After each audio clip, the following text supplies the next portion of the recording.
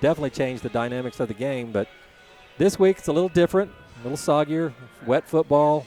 It's just going to be a different type of game all the way around. We're looking for it. We were talking about this before we went on the air. What kid doesn't like to play in the rain? I know play football in the mud, rain, snow, whatever. Although they don't get the mud, they're going to get the rain. That's for sure. They get the rain, and Norman's Field is the field turf, so they've got a drainage system in there. The water isn't pooling. So for those of you that grew up on those football fields of the 70s and 80s and 90s, this isn't that football field. They could play 15 games on this guy and probably still be okay.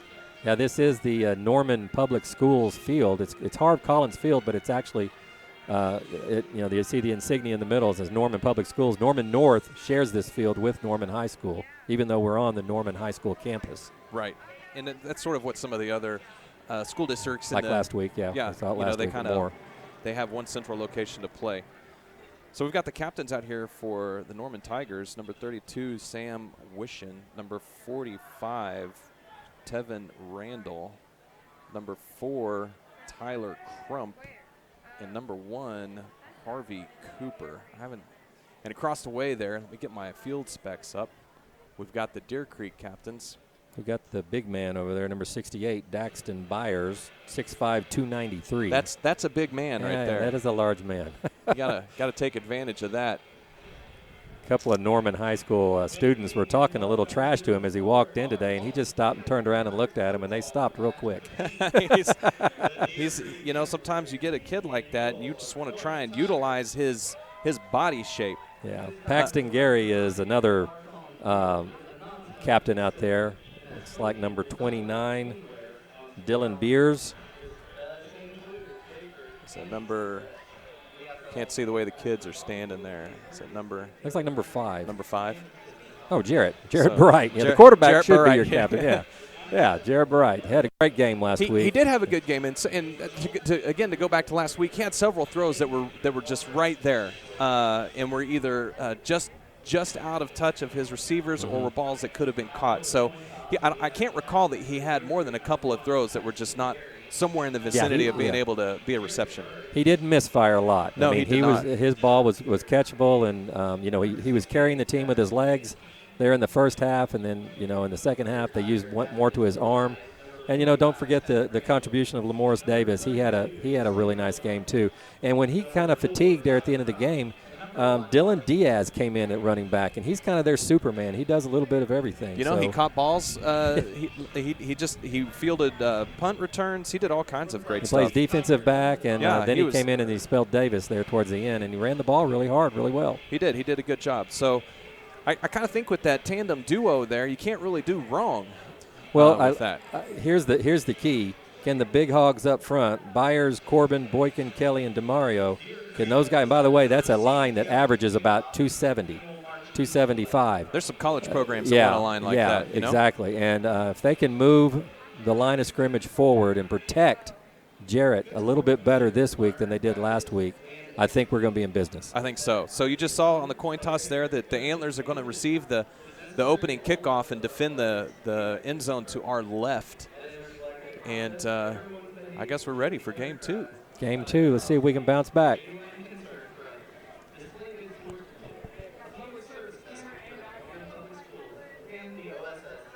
So we're at a soggy field, but like Scott said, we're not probably going to have the problems that most teams would have on a soggy field because these fields are state-of-the-art. The water drains off of them quick. The problem will be, can the football stay dry and can the hands stay dry? That's going to be the main problem, because in this day of quick, high-paced, high firepower offenses, they're going to throw the ball around a little bit. Right, you have to, right? Exactly. I mean, that's the new style. That's the way people play. That's how the cool people play football. That's the way OU plays. That's and OSU. That's right. You watch college football in the state of Oklahoma, and both of those programs throw the ball a lot. They also run it really well. So you're seeing that. And some of the good quarterback recruits that are coming out of the Texas area play that really run and gun, really wide open style of offense. And I know sometimes that kind of play gives coaches into hyperventilation mode because all these things especially are going defensive on. coordinators. But my goodness, from the spectator standpoint, it is fun to watch. Exactly. All right, here come your Antlers. There they are. Week 2 in the road uniforms. Next week we'll be at home. Breaking into home uniforms. Yeah, we'll be breaking. After opening up.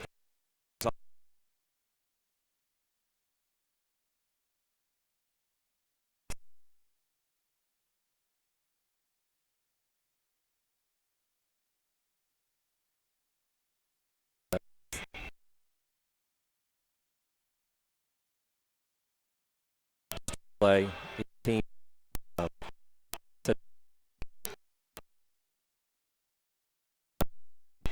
We've had some interesting things too happen with six.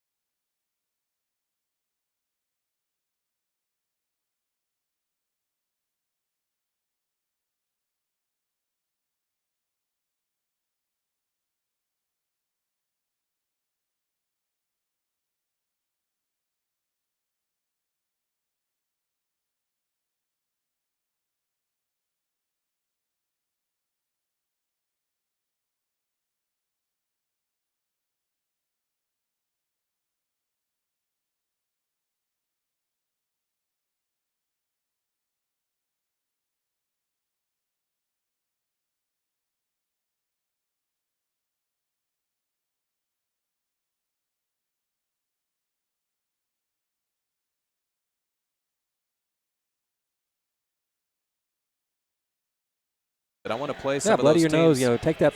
I love the saying. I can't believe I'm going to quote Mike Tyson here. Oh, no. But I think it was him that said this. He says everybody has a plan in the first round until you get punched. Yeah. And then from then on, it's all about just survive and advance and move on and handle it.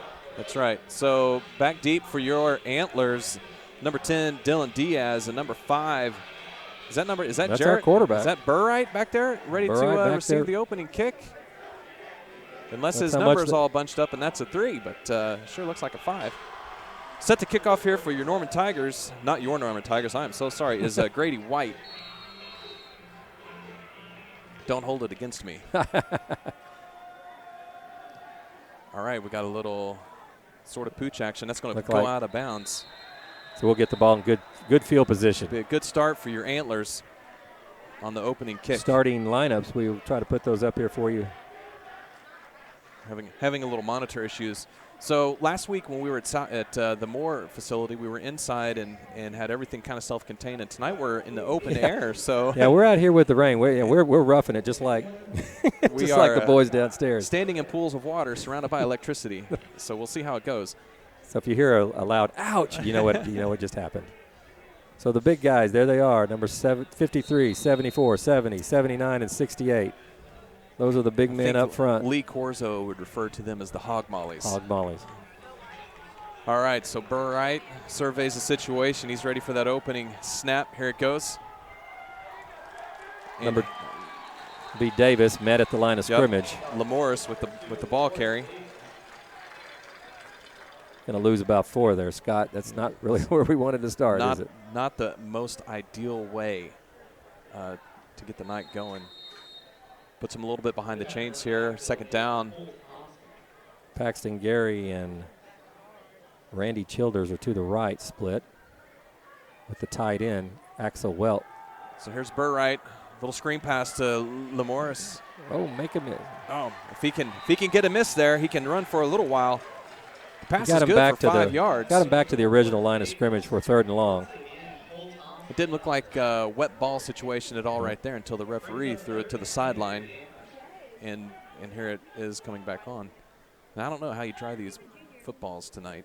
Well, they'll probably have about 10 of them over there in a bag, and then you have a manager over there that's got a towel over them. So when it goes in, it's going to be dry. Now, if you use it 2 plays in a row, it's going to be wet. But they try to rotate those footballs every chance they can. Another Burright's pass. It's like it sailed on him a little bit. Intended for Axel Welch, who had a couple of big catches last week just over his head. It's going to bring up 4th down. And the Antlers didn't lose or gain any yardage, as it turns out, on that series. Oh, 3 and out, deep for the Tigers. Right now they don't have anybody deep. There he goes, number 2.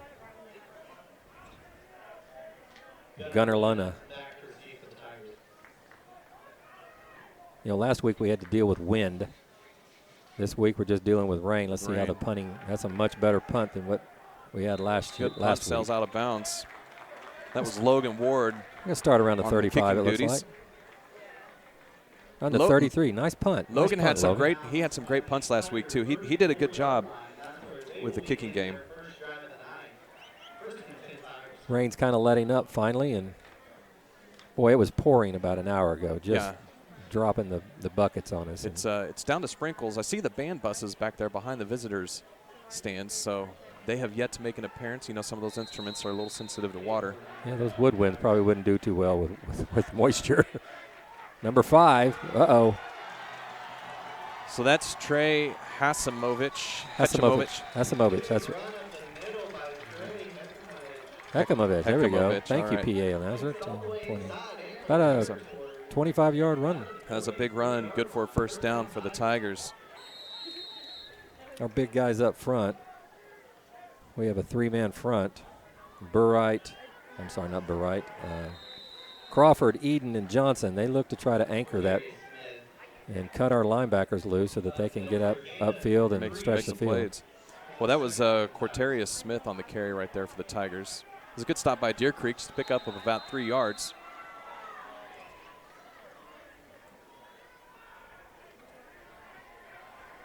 A little pressure.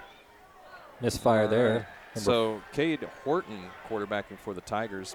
Got good footwork. He sure looked like he knew what he was doing. But again, his ball looked like it sailed on him a little bit. Well, and he was forced out of his pocket there. So sometimes when you're throwing on the run like that, it's very difficult to get that ball exactly where you want, and you got a wet ball. So it's going to bring up 3rd and 6 for the Tigers here. Let's see if the Antlers can clamp them down and do set 2 to the right, 2 to the left. It's like the Antlers walked up in a. We'll change a play. Corterius Smith in the backfield. Fake to him. Nice play. Pass is complete to Tyler Crump, and it looks like it's going to be good for the first. Nice tackle by Paxton Gary. We brought the house on that one, and they picked it up really nice. Enough to get the first down by about a yard. Just enough. So it's going to be first down and 10 yards to go from the 32-yard line.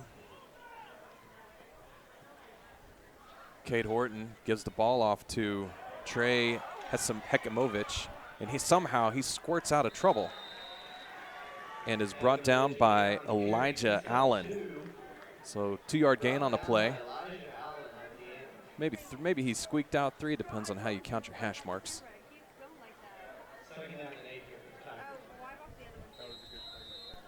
So here we go, second down. We're going to have to down the stream for just a couple of seconds here, Scott. We'll be right back with you in just a moment. So we'll be right back. Horton on the keeper takes it right near the 25-yard line. We'll bring up a 3rd and about 3 for the Tigers.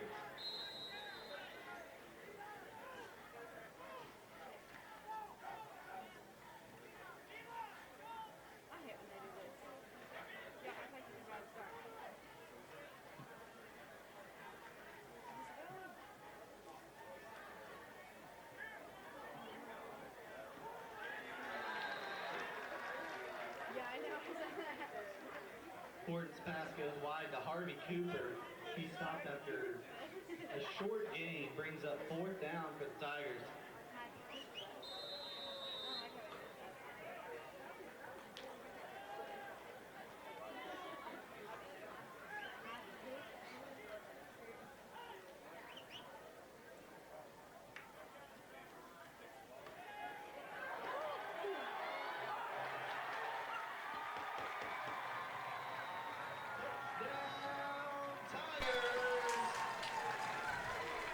Are we good? We're back on the air, just like that. So Norman just scored on a 23-yard run by Fourth their down and quarterback. 5. Their quarterback's got some pretty good legs on him too, some wheels. Number 14, Cade Horton, junior quarterback, 6'1", 175. That was a good run by him. And there's the obligatory guy that doesn't know he's on special teams, even though they practice it all week. You know, that's oh, yeah. every time. And got a fumbled snap there, so field goal is no good there. The extra point is no good, so we'll see if that comes back to haunt. Sometimes that does.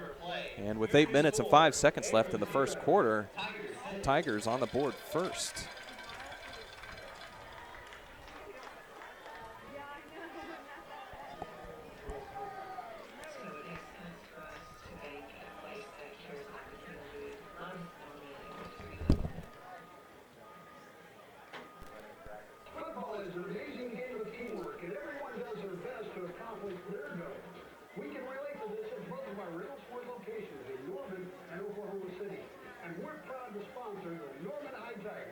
So on behalf of Reynolds Ford, be safe and don't text and drive.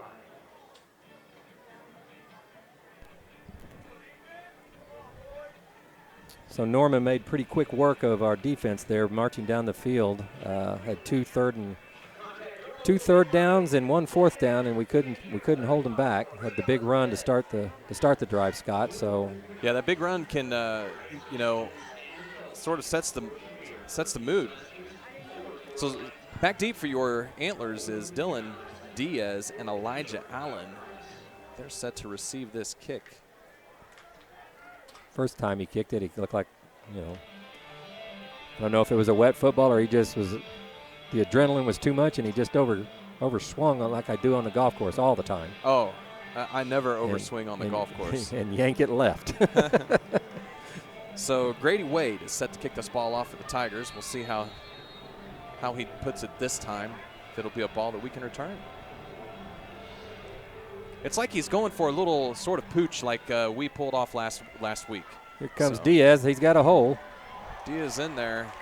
Nice return. And he was met by Cole Thompson. So second possession for the Antlers.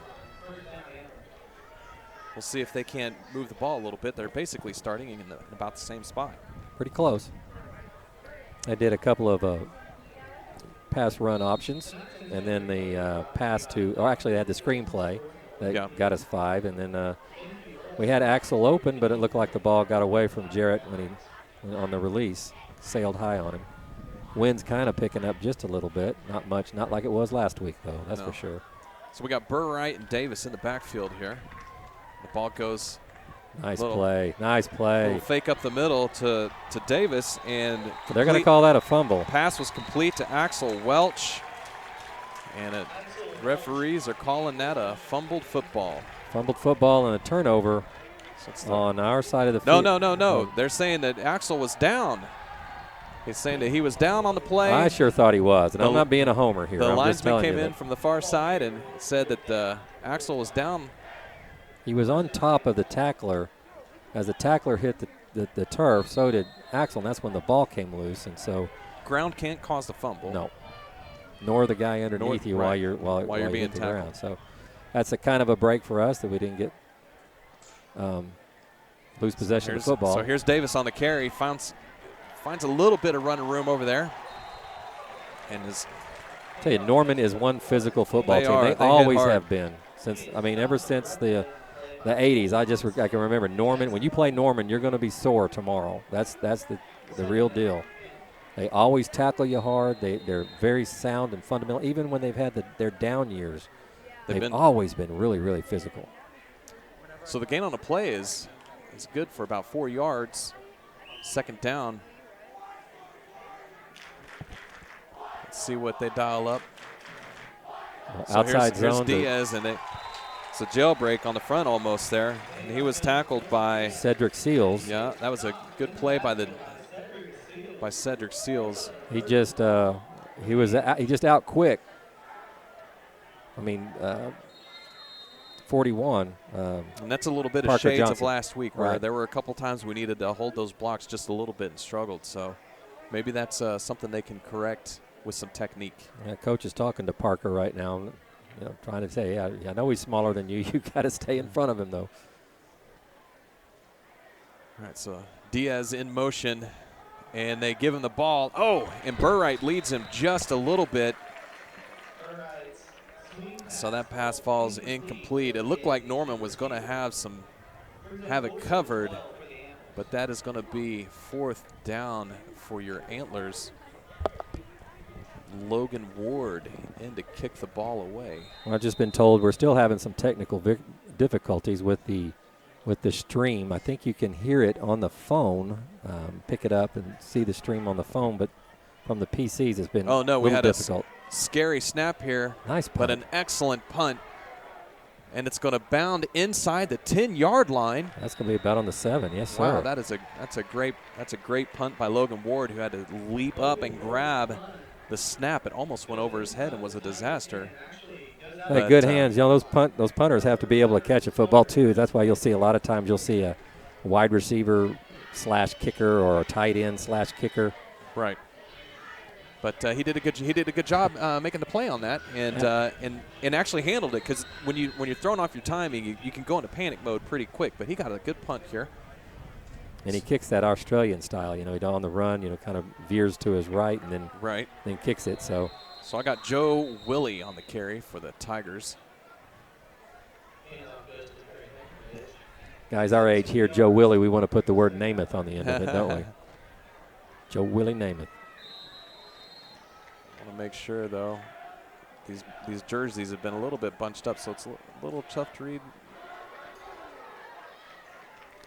So from our angle, Horton's pass complete to Taylor Crump there. I tell you what, from our angle up here, I thought Paxton Gary was going to get a pick 6 right there.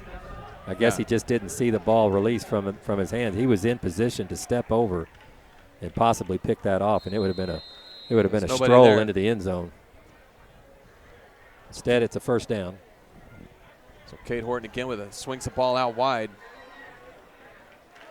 I think that's Ryan Haley on the catch.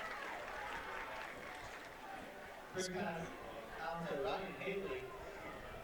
about a 9-yard play. Nope, they're going to call it a 10-yard play for a good for a first down and 10. So Norman now has the field spread wide with 3 receivers to the near side of the field, 1 receiver far and 1 running back. Trips to the field, which is usually something's going to go into the boundary here. There it is. They went the other way. Yep. You get your defense shifted over to where the field is and where all the players are, and that isolates that one guy on the side, and he got underneath our coverage for another easy first down. Cade Horton completes that pass to Jonah Patton. Cade Horton, never mind a wet football, his throws have been pretty much, except for that first one, or the one where he had to scramble, his throws have been pretty much money. Been on target. So this ball goes to Joe Willie. He picks up 4 yards. Joe Willie, 5'9", 155, junior.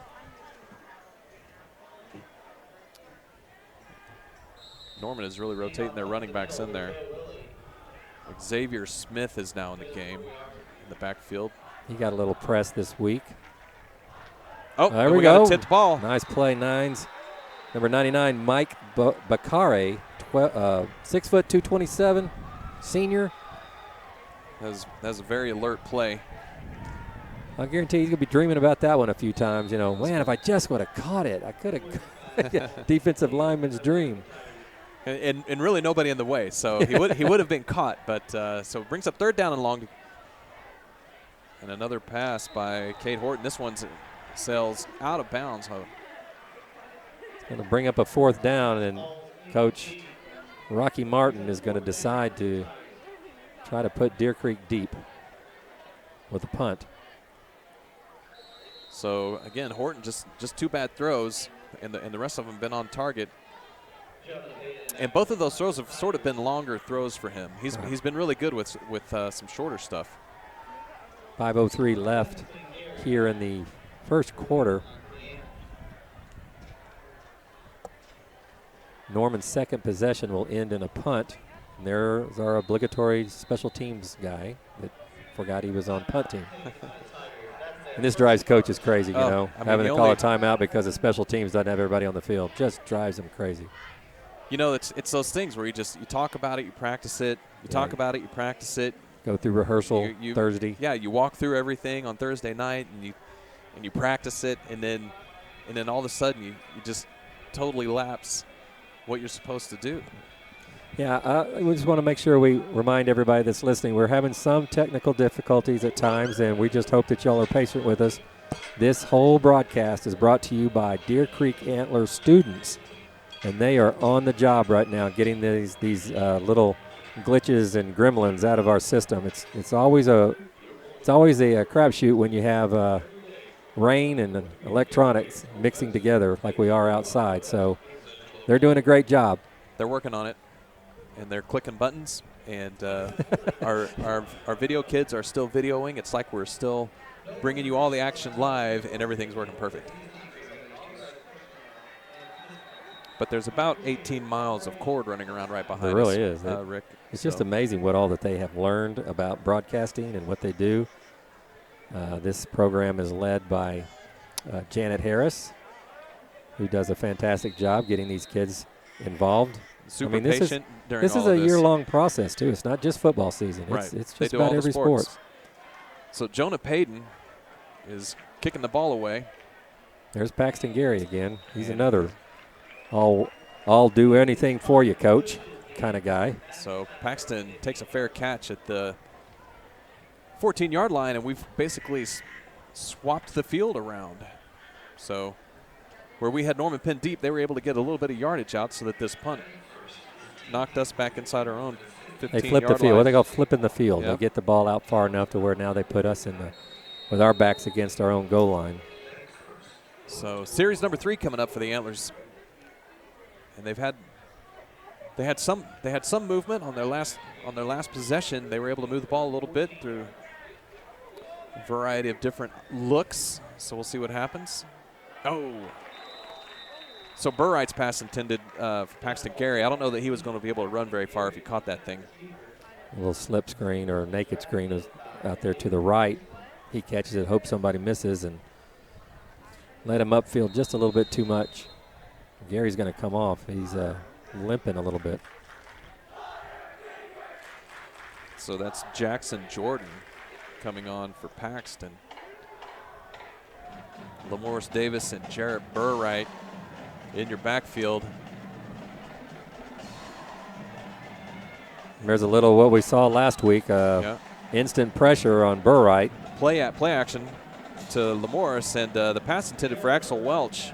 And again, Axel was well covered, so and Burright being under some pressure probably wasn't able to make the throw that he really wanted to make. So it brings 3rd down and 10 yards to go. Tevin Randall, senior defensive lineman, outside linebacker, 6'1", 195, was in Jarrett's face that time. So he tried to get rid of it, and lucky it wasn't picked. Yeah. Paxton's back on the field now, so I wonder if he had like a little equipment situation. So we're going to go trips to the field. Here comes Lamorris in motion. And a little quarterback draw. That's a nice play. Make a miss. On the carry, picks up about 6, so it's a good call. Not quite enough for a first down, though. Got us out of the hole, though, a little bit. Right. Got about the 21-yard line, or right at the 20. So far the offense has been stymied. Other than a couple of plays in the second drive, we've had a couple of 3-and-outs. Logan Ward in to punt the ball away again for this 3rd punt of the night. He's had 2 excellent punts so far. And this one, let's see how it lands. Oh, just hits the field and pops right up. Downed by Angelo Clark. So about a 25-yard punt there. And it'll be Norman's ball, 1st down and 10 yards to go from the 45-yard line. So they're going to start on our side of the field and see how our defense bows up here. The defense had a good series last time out. They forced Norman into just one 1st down and a punt. So we'll see if they can do that again. There's Xavier Smith on the carry. Yeah, he looks like one of those kind of running backs that you're going to have to really be sound in your tackling. He reminds me of the quarterback we faced. Was it Jones or Smith? Or I can't. Last week? It's been a week. Yeah, he was good. But he was over 200 Horton pounds. drops back for the pass, and that pass was intended for Jonah Payton. Falls incomplete.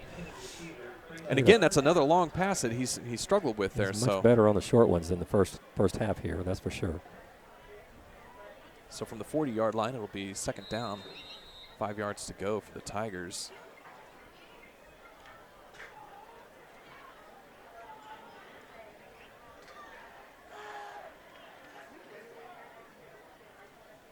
Bringing the heat from the Horton outside. on There it is, number 23. Right. Horton drops straight Jacob back Johnson, for the pass. senior, 6'1", 177. He came on a stunt from the outside. And nobody touched him. Nobody touched him. And he was just, you could tell he broke down perfect because he did not want to miss this open target. And he came from right in front of, so I don't know if we have our feet up or not, but he came from right in front of the Norman quarterback. So when Cade came out of his drop, he could see the defensive pressure right there and had no place to go. No one was open, and he really zeroed in and made a nice play. So Jonah Payton in to punt the ball again for the Tigers, and I believe that is Paxton Gary back there. Ball rolls back. We got a shot at it. And, wow, somehow Payton got the punt off, and we fielded it. We fielded Who is number that? 17. That's Mason Martin, defensive Martin. back. Boy, I tell you what, that was a heck of a catch. That was an amazing catch, and that was about an 8-yard punt. Well, I tell you, give the Norman punter credit for getting his foot on the football. I thought we had him, and he somehow managed to get the ball off. So, I mean, it was a 10, 15-yard from where he punted it to where it is. So you can count that as a positive for the Norman side of the ledger. Right. But we're in good field position finally. Right, from the 41-yard line. And I wonder if that wet ball is having an impact on the deep snaps, because that's 2 in a row that we've seen some issues with the punters and the deep snaps. That's right. As state-of-the-art as this field is, it's still wet. I mean, you can't get away from wet. There's no puddles out there. But it's still wet, It's soggy. So Burright Burright's for going a long deep. Ball. He's got him. Oh, pass intended for Elijah Allen. And hit him in the hands. So Burright on the money. Elijah couldn't quite hang on to it. Norman had good defensive pressure. That was just a who wants it ball, and I think both players probably got their hand on it in one way or the other, and just slipped through Elijah's. Nice thought though. There, first down, you're on the close to midfield. Take a shot down the field, see if you can't get something big. It looked good, and was almost a completion. So here we go.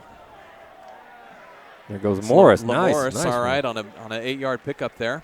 Good job, Mr. Davis.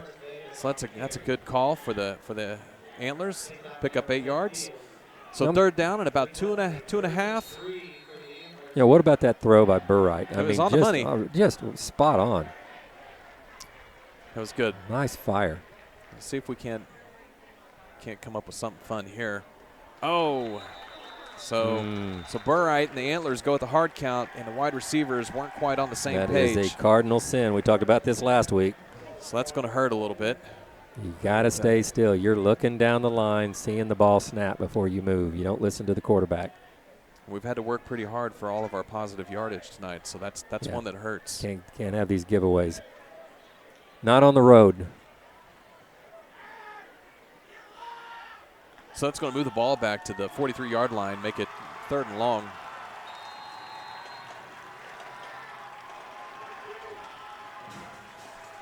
Diaz in the backfield with Burright. Diaz goes in motion.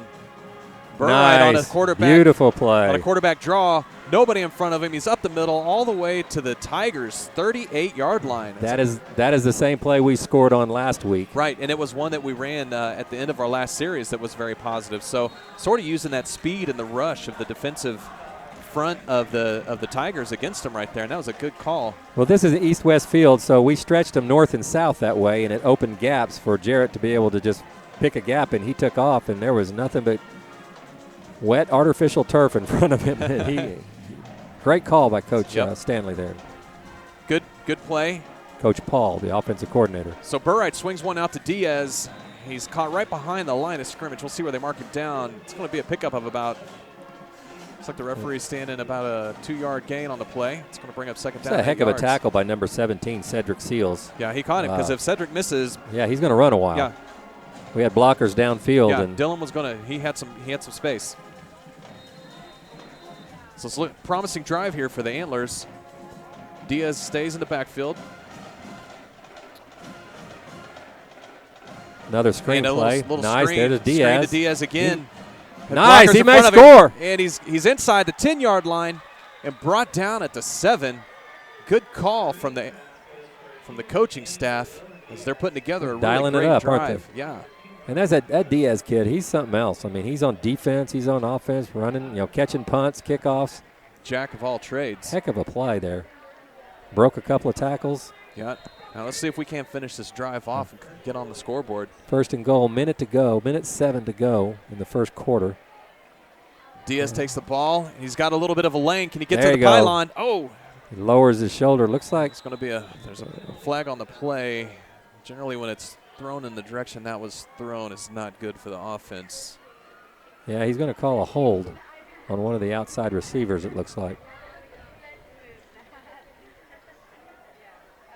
Yep. There it is. Those outside guys, they're out in the middle of everywhere. I mean, in the middle for everybody to see, and you just can't put your hands on them. Well, linemen can get away with a lot because they're all bunched up. Right. It's hard to see And, through all the the bodies.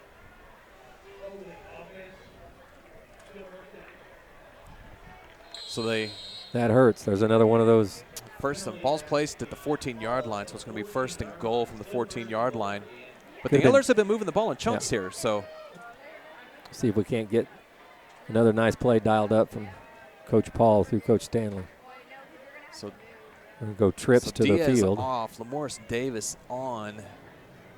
The ball goes to Lamorris, and he's met in the backfield just Tried about to as soon as he picked the ball Yeah. off.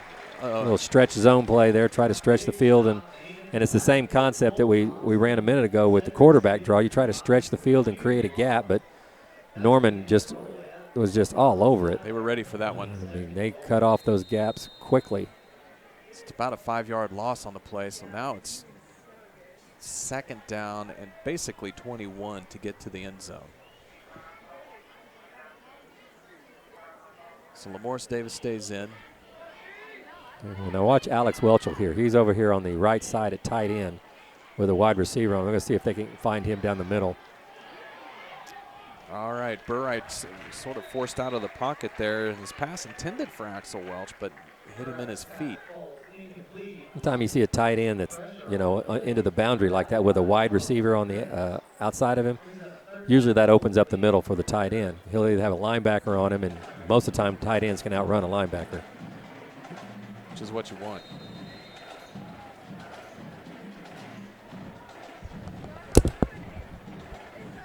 All right, so that's going to take us to third down. Antlers have to score a touchdown to get. So Lamorris Davis in the backfield with Burright. Davis in motion. Burright comes back to the far side of the field. Pass intended for Elijah Allen, and he dropped it. So it's going to be fourth down.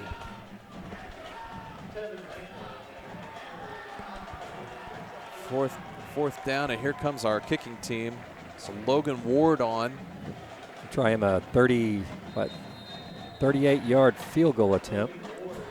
So we've had a couple of exciting snaps with special teams the past couple of series. So we'll see what happens on this Paxton one. Gary is huge right here. He's got to catch it and put it down on the tee with wet hands and a wet football. So here we go. Snap good, hold good, kick. Get there. Kick just not enough oomph. Falls just short of the field goal. Got 5 seconds to go in the first quarter. Ladies and gentlemen, we're still having some technical difficulties. If you find the stream locking up or going down, not working, refresh, and it should come right back up. I am being told that that's what you need to do. Refresh. You know what? And maybe get a refreshment while you're doing it. There you go. You get a refreshment, you refresh your browser, and then you just sit down and you And watch Deer Creek football. We're back on. So a promising drive there for the Antlers comes up just short. Tigers ball from the 21-yard line or the 20-yard line. Scott, there's been 2 penalties that have really kind of hamstrung us, in those promising drives that we had. That we would have been second in less than a yard from the goal line. Yeah. And had the 10-yard holding and put us back to about the, I think it was the 14. Right. Then we went backwards on the stretch zone play. So the penalties put us in, kind of killed our momentum. It did. It hurt. So Cade Horton hands off to Xavier, and he follows his blockers and is still running. So Xavier Smith on the carry for the Tigers. He's a load. He took 200 pounds of mad football. he took some folks with him, and it looks like it's going to be good for first down. We're going to flip the field, though, Scott. Right. So that's the end of the first quarter with the Norman Tigers 6 and your Deer Creek Antlers 0. But they showed some problem. The first couple drives for the Antlers were a little rocky, but those next 2 drives they were able to move the ball both times. So if the defense can sit tight and get another good defensive possession here, bend don't break, we'll still be okay. And they've held Norman. They've held Norman the past couple drives. And that's the thing, it's kind of settled into a little defensive struggle here and field position struggle with the wet football and the threat for more rain. I don't know if it will rain anymore tonight, but, right now it's kind of grinding down into, the big boy football where it's about defense and tackling and, hoping a turnover goes your way, trying to play mistake-free football. I think that was one of Coach Stanley's key points to this week was, being good in special teams, limiting turnovers, limiting mistakes. You do those things, you give yourself a chance to win. And, first quarter wasn't pretty. We had a couple penalties and struggled a little bit to maintain some consistency. So let's see if we can't right the ship and get some points on the board second quarter. So we're waiting on the advertisement to end there. It's pretty loud advertisement. It's game on the field. That's right. Due set for Norman. So Cade Horton hands the ball off. Xavier Smith again, and he carries again a pile. 4-yard gain on the play, maybe 5. 4.5. He's a tough runner, Xavier. It's going to have to be tackle by committee on him because he's strong. So Cade drops back to throw. Here comes the rush. The pass is completed to Andrew Young, who got behind the defensive backs of the Antlers. He got past the secondary and got behind them, and 6'1", 190 goes up in the air and gets it. It's the first deep ball that Horton's completed tonight, and it was a doozy. Gets the Tigers down to the 24-yard line. And here comes quarterback draw, design draw. Yep. And the Antlers snuffed that one out pretty good. Yeah, one of the first keys that you're told on defense, if there's no one in the backfield but the quarterback draw. That should be, everybody should be have their nose on the quarterback right there.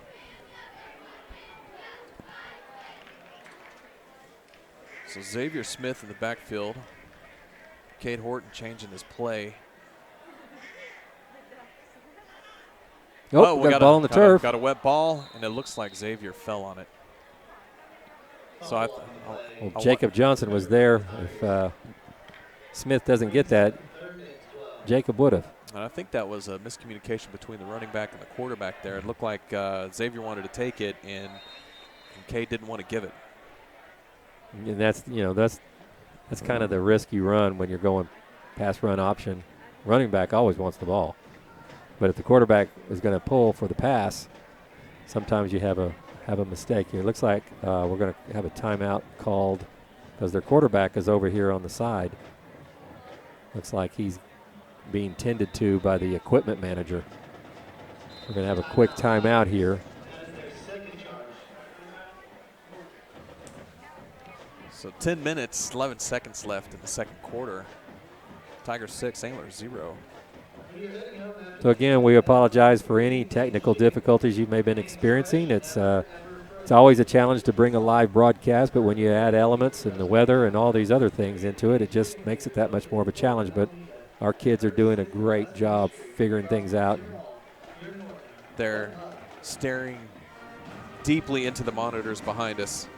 Yeah, I'm getting notes every now and then saying, tell them to refresh the browser or tell them to be patient. We're almost got it. And so they are really working hard. And again, just want to reiterate, these are students. These are students. There's no professionals up here.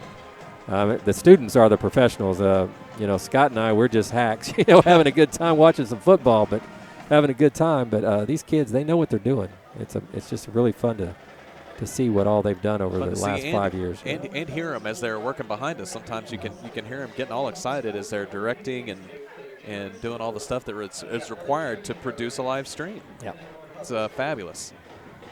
I think my youngest daughter would enjoy doing something like this. She just likes this technically sort of stuff. Well, back to action here. Horton's ball pass was intended number 10, it for looks Andrew Young, and just out of his reach. So it's going to be 4th down and about 12 yards to go. And again, you're in that real touchy territory. Do you kick a field goal or do you try and just go for it? Now, Deer Creek was at, I believe, the 21-yard line, and they tried it. Norman is a little bit deeper. They would be into the 40s on their field goal attempt. And wind looks like it's non-existent right now by the flag in the end zone. It's not blowing the tapes around, and Deer Creek's coaching staff wants to talk it over. So you got 12 yards to go here. The Antlers have given up a couple big plays tonight. You don't want that to happen here, so you want to make sure that everything is just right.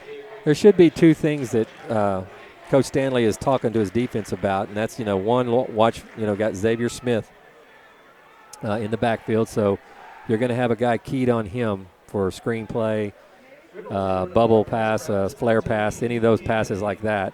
But then you also have to be really sound in your coverage and in your calls, making sure you're talking to each other in the defensive backfield, and because you can give up 11 and get the football here. Right. You just can't give up 12. Right. You don't want to give up 12 yards. And the Deer Creek defense has done a really great job so far of really bending and not breaking. I mean, they gave up a touchdown on the first one, but since then they've bared down and they haven't given up anything huge. And I got to make an announcement, Scott. The Deer Creek band has been sighted. They are seated and they're having fun across the way. They are over there. In fact, my marching band. My son is in the band, and he texted me, "Oh my gosh, these buses! We need to get off because they sat on those buses a long time." Boy, they're having fun now, though. Yeah, waiting on the rain, and now they're making noise. So that's it. Something about Friday Night Lights with a drum line and the band. Yeah. You just can't beat that. We're right above the Norman band too, and they're having fun. And it is just listening to the kids play and watching play the band, play the football. It's just there's nothing like it, right? No, I mean there's. If this isn't Americana, I don't know what it is. I mean, Friday night, high school football. And the football players, they're excited because it's a little bit rainy and soggy, and they get to get all wet. And it was great watching them come out early before, no one was here, but both teams came out on the field, and it was just pouring. Yeah. They were having a ball out there, just they were running around, getting warmed up, doing some wind sprints, getting that old heart rate up. So here's back to action here. Cade Horton's forced out of the pocket and launches a ball out of the back of the end zone. Good defense by the Antlers. I'm not sure if Horton couldn't have picked up that first down with his legs, but I think he saw, who was that, number one? Number one for Norman. Harvey Cooper. Harvey Cooper, I think he saw that he had his man beat, and he just let it sail on him. He certainly launched that ball. But good pressure by Deer Creek that time. They flushed him out of the pocket. They flushed him out of there, and he has not thrown the ball well on the run. No. On the run. So that's the trick. So other than that first drive, our defense has been spot on. They've been great. So 1st and 10 from the 26-yard line. Lamorris with the carry and some juking and jiving, and somehow he scored it about 6 yards out of that. And a late flag. Yellow flag, man.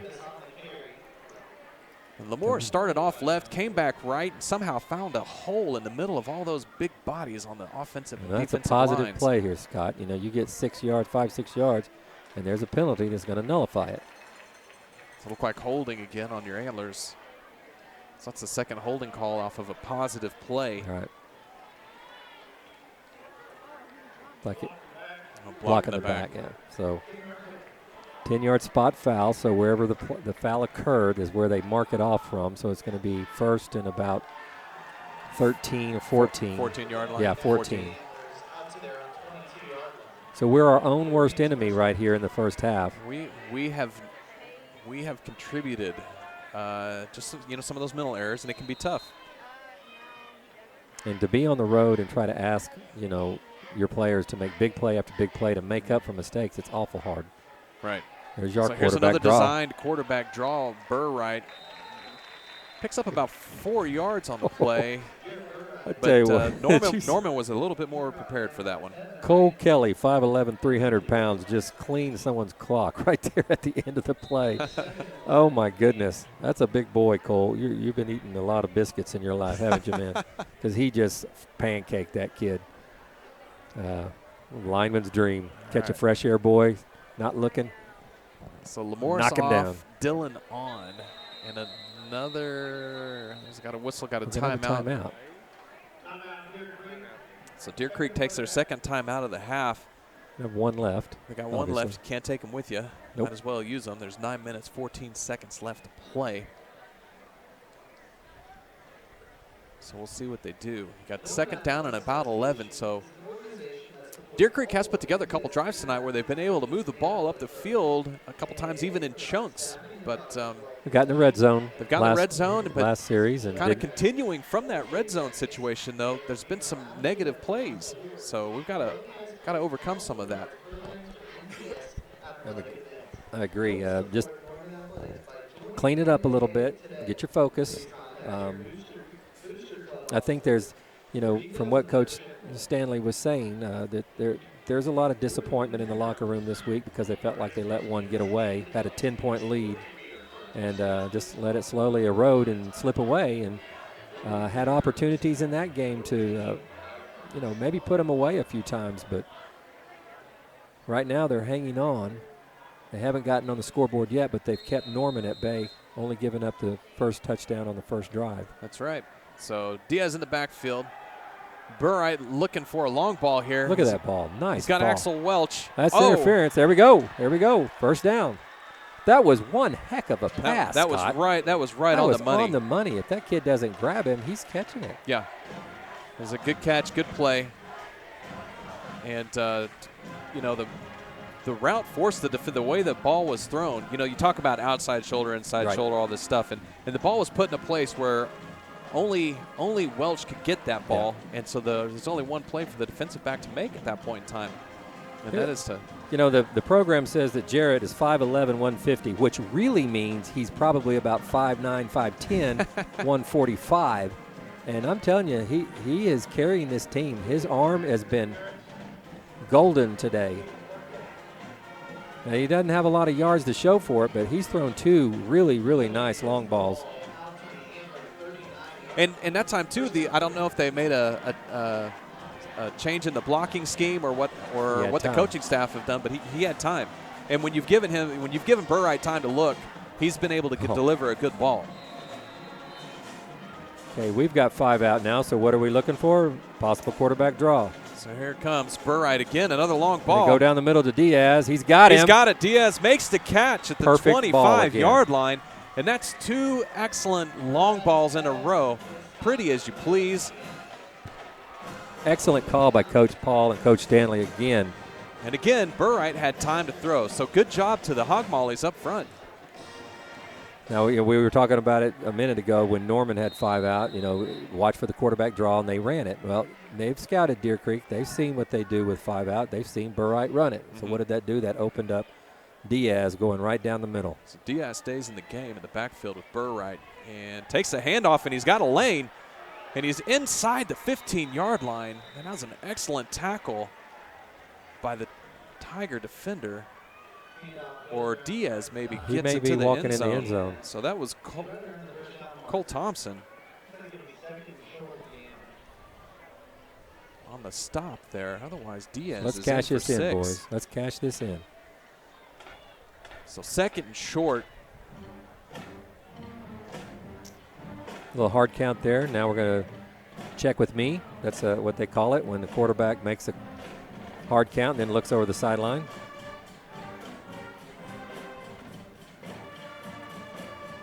A little quick hitter. Oh! Now, So that was going to be Axel Welch again, and if that ball's a little lower, now I've Axel been bragging scores. on him about his pinpoint accuracy. He got excited on that He one. did. You know, could tell. Wow, he's so you open. look up and somebody's so wide open. Sometimes you just start You thinking, fi- don't mess this up. He's too open. You just fire. It's kind of like, in baseball, you get that pop fly and you go, hey, I can't miss this. Yeah, And then, and oops. it hits you in the head or something. Yeah. So Deer Creek is on the spot with their play calling right now. Diaz in the backfield still. And takes the ball from Burright. It's going to be close. I think he got it. From our vantage point, not on the line of scrimmage. It looks like he made it. Say our line judge ran up the field, and he's usually the guy that spots it, but he did give us the forward progress I thought we made. So it's 1st and 10 in the red zone again. 13-yard line, so we need to come away with points this time. Didn't get points the last time we were in the red zone, but now we're here again. A little bonding going on there. Let me tie your shoe for you, big guy. Doing Antlers all the have been work. on the move, so they've put together a couple of really great drives. We just need to finish them off.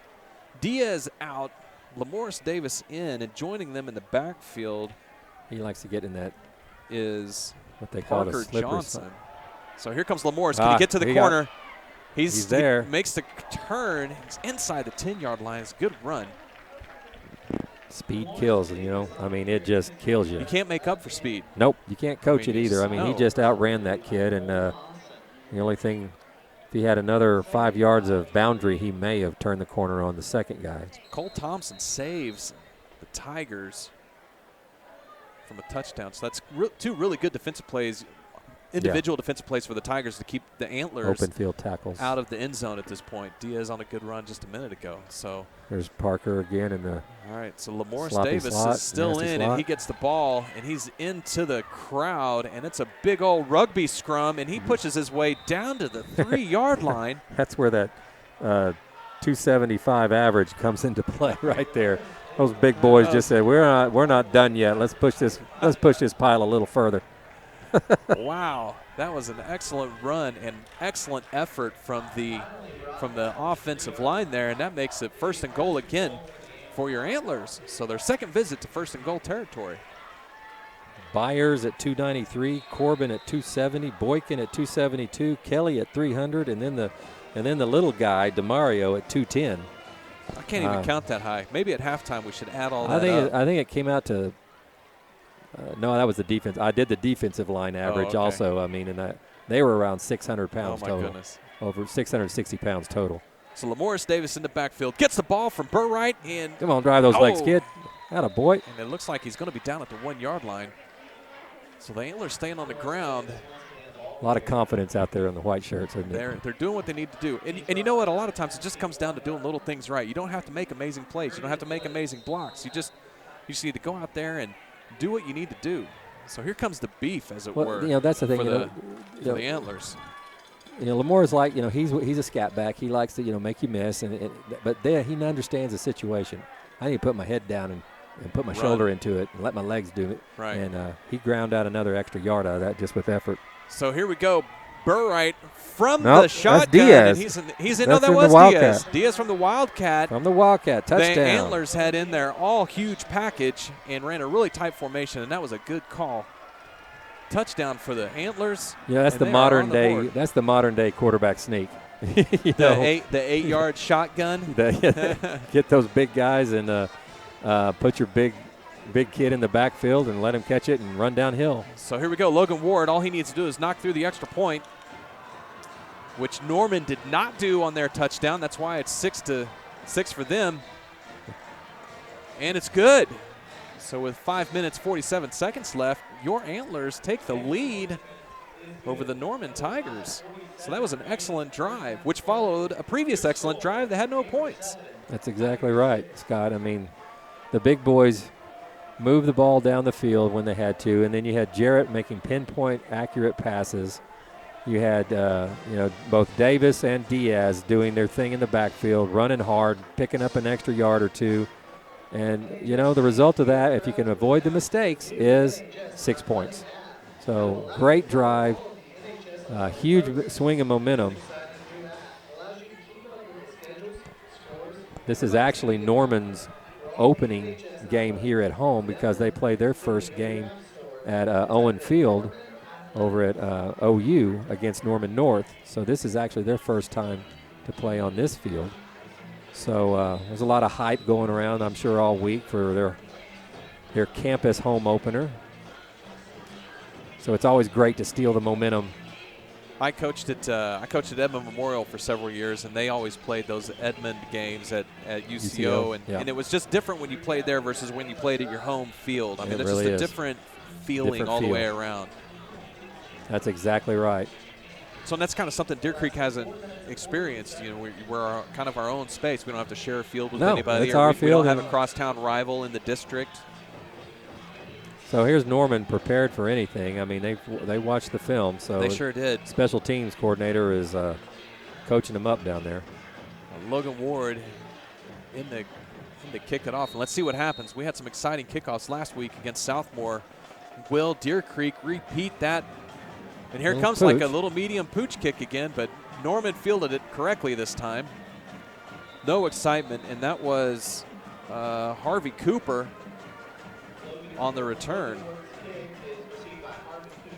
So they'll start 34-yard line. Pretty good field position for the Tigers.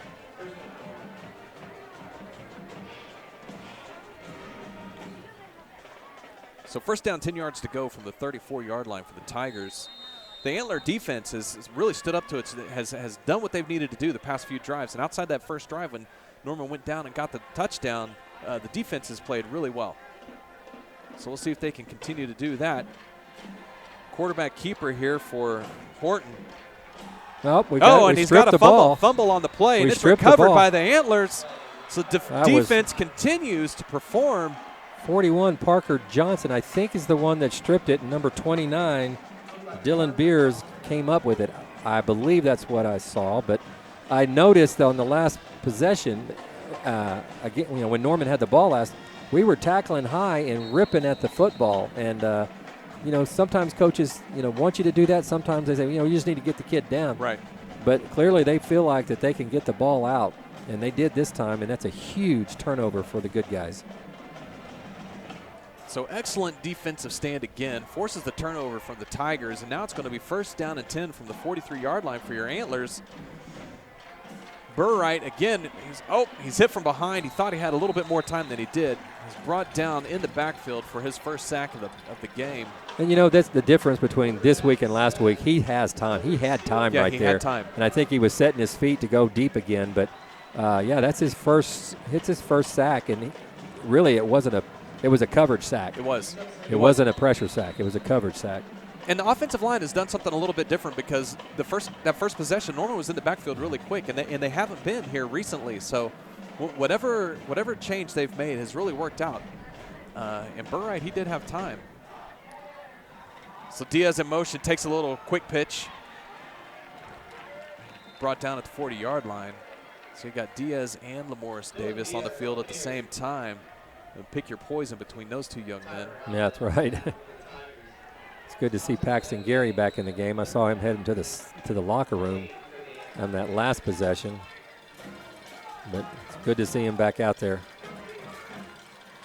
I wonder if he's not having an equipment issue because he's been off a couple times tonight for brief periods of time. But he doesn't move like he's hurting any place. So he's joined on the left side by number 15, Will Michael Jr. So Lamorris goes in motion.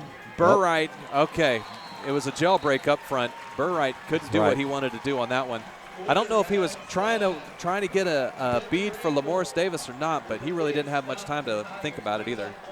Yeah, and as fast as that happened, that was still a coverage sack because that was a quick hitter, and Norman's defense was all over the coverage, and so they were able to break through. And so Logan Ward on the kick for the Antlers. Defense forces the turnover, and offense can't quite pull it off this time. It's a good snap. It's a good punt. It's going to go out of bounds somewhere around the 20. Let's see. He's walking up the – I thought the referee – 20-yard line. Okay. I feel like that's a pretty positive placement for the – Exactly. I thought the referee was going to go back to the 15, and actually I thought he would move up to about the 25-yard line, if I'm honest with you. Yeah, because it looked like it may have gone out of bounds. But those guys have this down as a science. Oh, yeah, they're really good. They're really good. And they have he had a much better view of where the ball went out than we did. So first down and 10 yards to go from the 20-yard line. Trips to the field, looking for the single. Oh, great pass play. Is incomplete. Nice play by the cornerback there. So Cade Horton makes a quick pass there, which hits his receiver right in the hands. And guess who that was? Mr. Diaz again. Mr. Diaz on the coverage, and he popped him right when he caught it. Oh, check that. I think the tackler is on the down on the field. That's Paxton. Yeah, he plays corner, and that was a single one-on-one coverage, and I thought it was the corner, and that's what Paxton plays. So let's hope the young man's not injured. He'll pop right up. It was a good defense, good defensive play right there by the Antlers. The Norman receiver looked like he could have had the ball in his hands, but he was met pretty quickly by the defense. So, when it's bang bang like that, you have to really pay attention to all your catching mechanics. Exactly, and they isolate you and put you on an island with the cornerback out there because they put 3 to the field and 1 into the boundary, and you got to protect the deep ball. So most of the time you get underneath that, and that's what happened there. Hit him right in the numbers, but Paxton popped him pretty good, and the ball popped out as well. So great play by the young man. I just hope he's okay. He's up on his feet now. Well, he's been on and off the field a couple times tonight, so we'll have to keep an eye on him. Did I feel precipitation, Rick? You're sticking your hand out. I hope it was precipitation because it's hitting me in the head, and not some bird pigeon sitting above us or something like that. That wouldn't be right. Second and 10 here. That would be terrible. Let's keep it classy, Harris. That's keep it right. classy. So, second down, 10 yards to go for the Tigers. Cade Horton is joined in the backfield with Joe Willie. Xavier is off. Willie on. Cade's got time to throw. He's looking down the field, and he throws the ball right in the middle of the field. He led his receiver just a little bit too much that time. Andrew Young. Andrew Young. Now, that time watching his mechanics, he looked like he dropped his elbow way down and kind of slung it. Brett Favre style, Yeah. I mean, just and those balls, they usually don't end up on target. But he was throwing it deep. I think he was trying to get enough oomph to get it down the field. So third down. Quarterback keeper Cade is met at the line of scrimmage and grinds out about 3 yards. So it's a good job again by the Antler defense. They are really playing a great game They tonight. are putting it together. We got a late flag while the referee is talking to one of the Norman players. We'll have to wait and see what happens there. We had a little after the play, theatrics. Dylan Beers was on the other end of it. He got shoved pretty hard after the whistle, and So that's going to move the Tigers back a little bit, but it's a fourth down, so it's not that big of a – it's not like they shot themselves in the foot with that play. Yeah, there was just a little jaw-jacking going at the end, and that happens. I mean, but you just got to know when to stop. And sometimes kids don't stop, and the officials are there to make sure that they do. So Jonah Payton is in to punt the ball for the Tigers. And let's see. Got a little wind up now. I mean, it's not much, but it's a little cross left to right.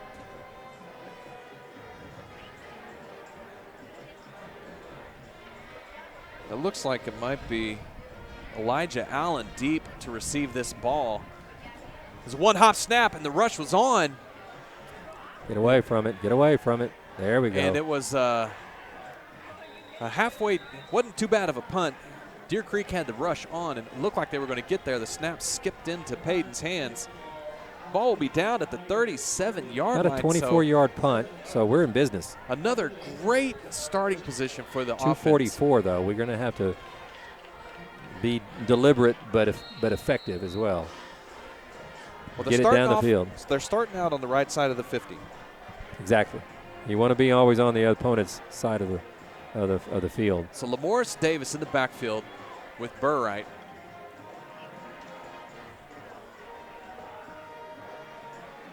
And he gets Oh, the there's a call, and he's gap. got a lane there with some blockers in front of him. Oh, and he he slipped. slips on the turf. They got a first down, so the clock will stop. That's So- good. That's high school football. First down and 10 for the You get a Antlers. first down, They're at you the stop. 20, about the 26-yard line. The offense has found some gaps running to the right side of the offensive line tonight. That's exactly right there. And that's where our tight end is, Axel Welch and Aaron Corbin and So again, Daxton Burright Byers. hands it off to Lamorris Davis. He's got the corner. Oh, and he leaps down to about the 8-yard line. So Another again, first down. running to the right-hand side of the field. First down and 10 yards to go. Plenty of time on the clock. And the thing about this, we talk about runners and quarterbacks and receivers getting into grooves. Well, offensive linemen get into grooves as well, and they are clearly in a groove, dominating the guy across from them, getting the angles, moving their feet, driving them off the line of scrimmage. Here comes again another play to the right side of the offensive line. Tigers are ready for it this time. They brought some heat on that one, a rush blitz, running blitz. Lamorris lost 2, but maybe they've set something up. I mean, I guess 140. offensively you get third chance at the pot. you have 2 nice plays running behind that right side of that line. Oh, like, back in the Switzer days at OU, just stop us and then we'll change the plays. Right. They'd run that triple option all day long. So here we go. Burright in the shotgun again. Lamorris Davis in motion. And we couldn't quite hold the offensive line. Talking great about him. Couldn't quite hold the blocks that time. I think Burright was looking for Lamorris on that one, and Lamorris had some room to run if Burright could have gotten that pass off. And the way that the defense lined up, that's a nice play. They all pinched inside. The 4 linemen pinched inside, took up the gaps, which opened up the outside linebacker to loop on a stunt, and nobody picked him up.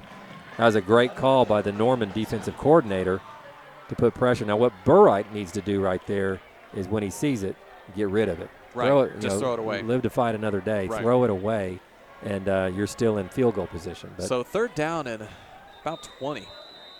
And Deer Creek takes his final timeout with 33 seconds left. So here you are kind of in no man's land again on third think down. a field goal here. You got to get close enough where you think your field goal kicker.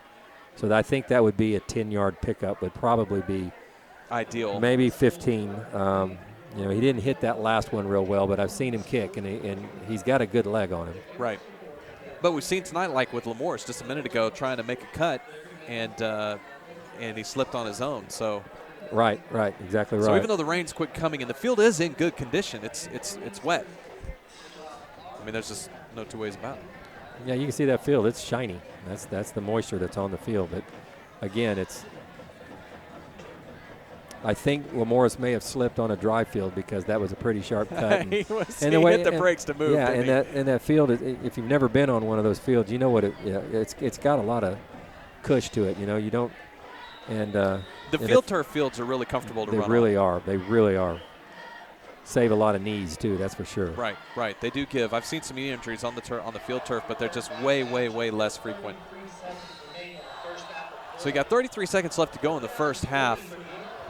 Lamorris Davis in the backfield with Burright. I think we might dial up a screenplay here. I wonder.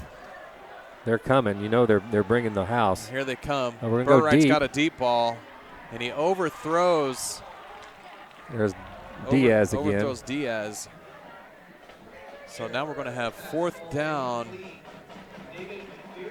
the 25-yard line. It looks like we're going to try for a field goal, number 16. So Logan Ward. He's going to come out and try to. Now this is going to be a 43-yarder.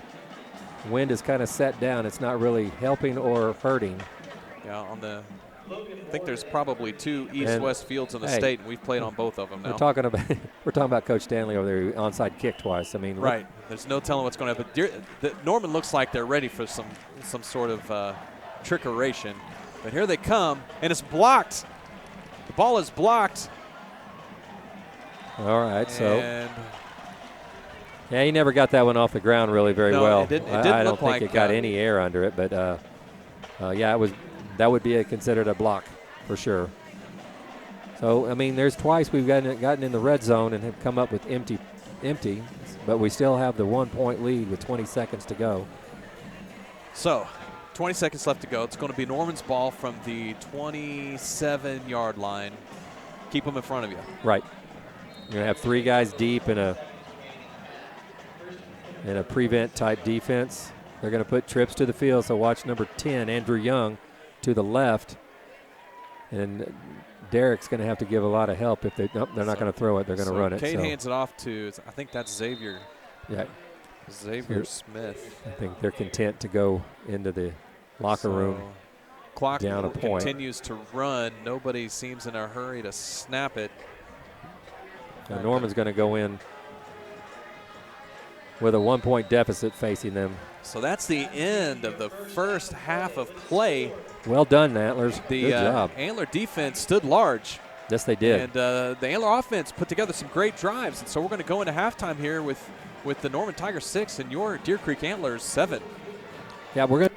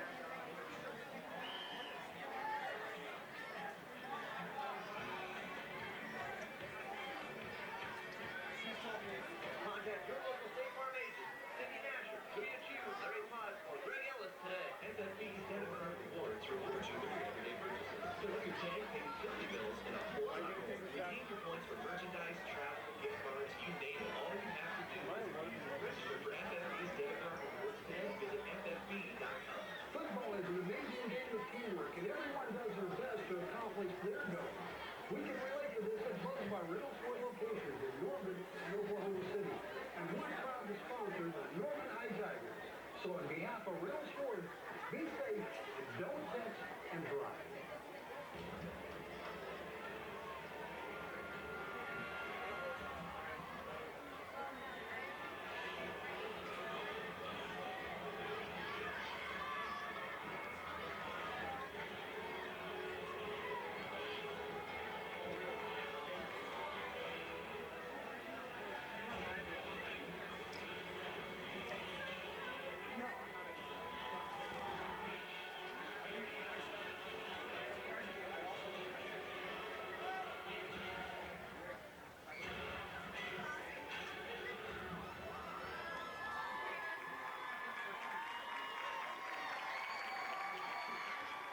Ladies and gentlemen, please welcome to the field the 2018 Norman High School Tiger Marching Band. The band directors are Stephen Myler and Matt Chandler. Assisting are Seth Coleman, Colton Kirkham, Matthew Weasley, Leah Esther, Christopher Krieger, Stephen Carroll, Brandon Wolf, Blair Huston, and Andy Huston. The 2018 production is entitled This Season.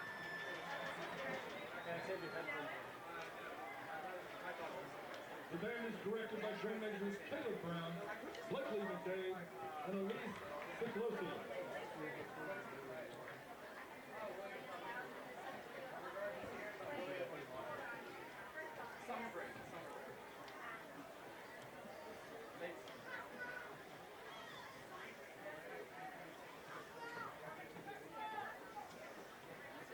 Drum majors, is your band ready?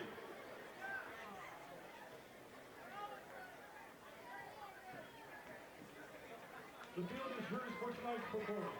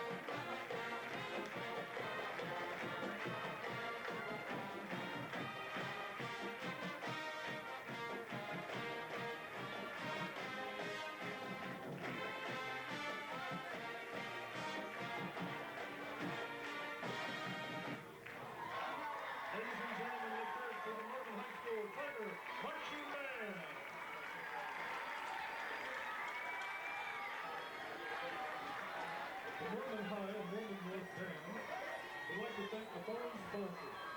Our premier sponsor is Republic Bank and Trust. Corporate sponsors are Abbey Road Catering, Marianne's Rentals, Norman Heat and Air, and United Rentals, and Mary Boren for State Center. The Norman Bands would also like to thank all the restaurants that participated in last week's Taste of Norman. The restaurants are Mad Daddy's Burger Bar, Highway Pizza, 30 Cent Barbecue, Urban, Chick-fil-A, Kona Ice, Chili, Barbadette, Casey's Pizza, Legend, City Bites, Louis, Del Taco, The Monk, Eskimo Snow, Neighborhood Jam, Firehouse Subs, Papa Murphy's Pizza, GP 405 at Marriott Conference Center, DDQ Chicken, Pub W, Raising Cane, Cooler Legend, Ray's Barbecue, Starbucks, Westie's Frozen Custard, Corrupt, Sam's Club, The Winston, Santa Fe Cattle Company, and Sodexo Child Nutrition. A special thanks to our loyal donors from this year and last year's for our support to the Norman Band. The Norman Band would also like to welcome the Deer Creek fans for being here tonight. This was my pool every Friday. My junior and senior, I'm very happy. And I think it's almost third quarter, so I'm going to head down. It is almost there. We have 15 minutes left.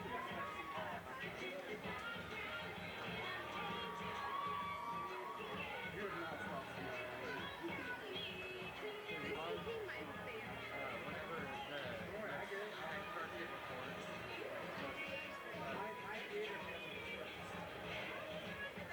don't talk anymore.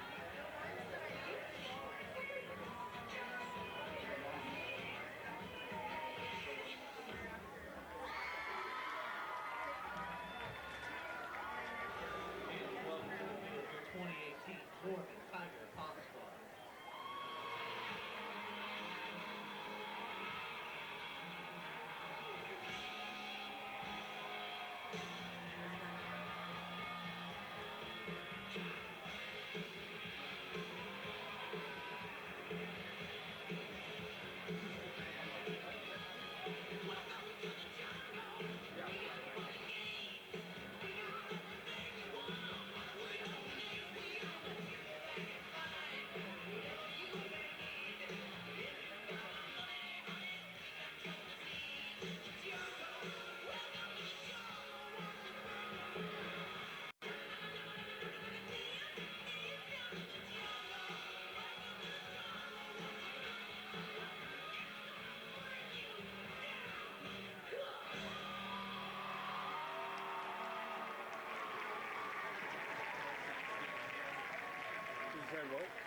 Let's hear it one more time for your Norman Tiger Pop Squad.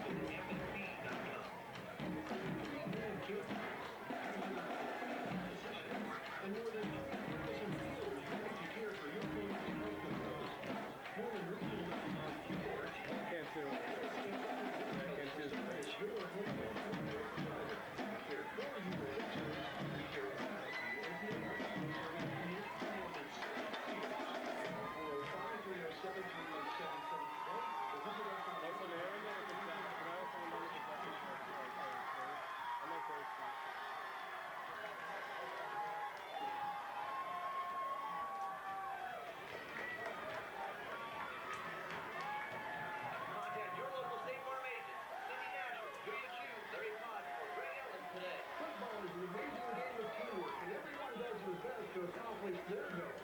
We can relate to this at both of our real sport locations in Norman and Oklahoma City. And we're proud to sponsor the Norman High Divers. So, for real sport, we say, don't text and go.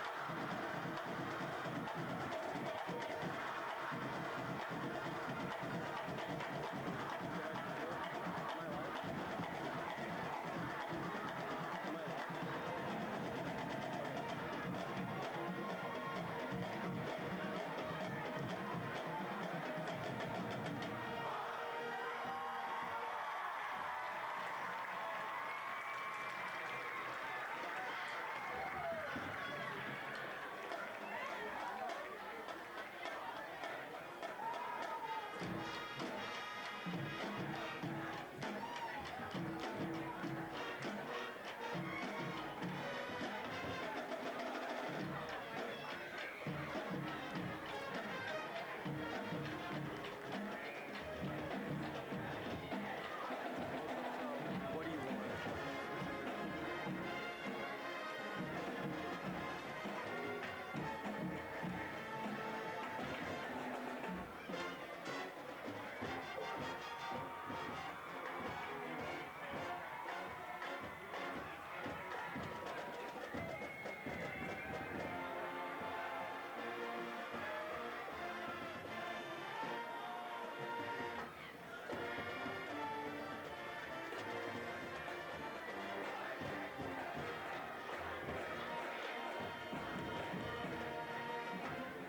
Ladies and gentlemen, of tonight's game against Deer Creek, Norman High is honored to join in a statewide safety and football campaign. Beginning Monday, August 27th, and running through Saturday, September 15th, numerous high schools and colleges throughout the state are demonstrating why safety in athletics begins with having an athletic trainer. According to a study conducted by the American Academy of Pediatrics, the presence of athletic trainers in the secondary schools lowers overall injury rates, improves diagnosis and return to play decisions, and reduces the risk for recurrent injuries. This year marks 50 years of athletic training at Norman High.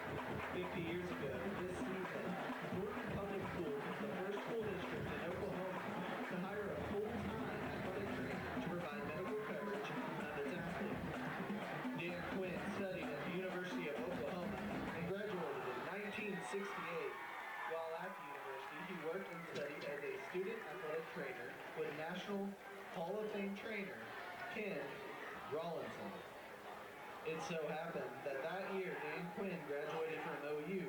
Norman Public School Superintendent Lester Reed, Norman High School Principal Bert Core, and football coaches Gene Carotto and Homer Simmons had all agreed that Norman High School athletes deserved to have an athletic trainer working with them and their coaches to help ensure that proper care was provided.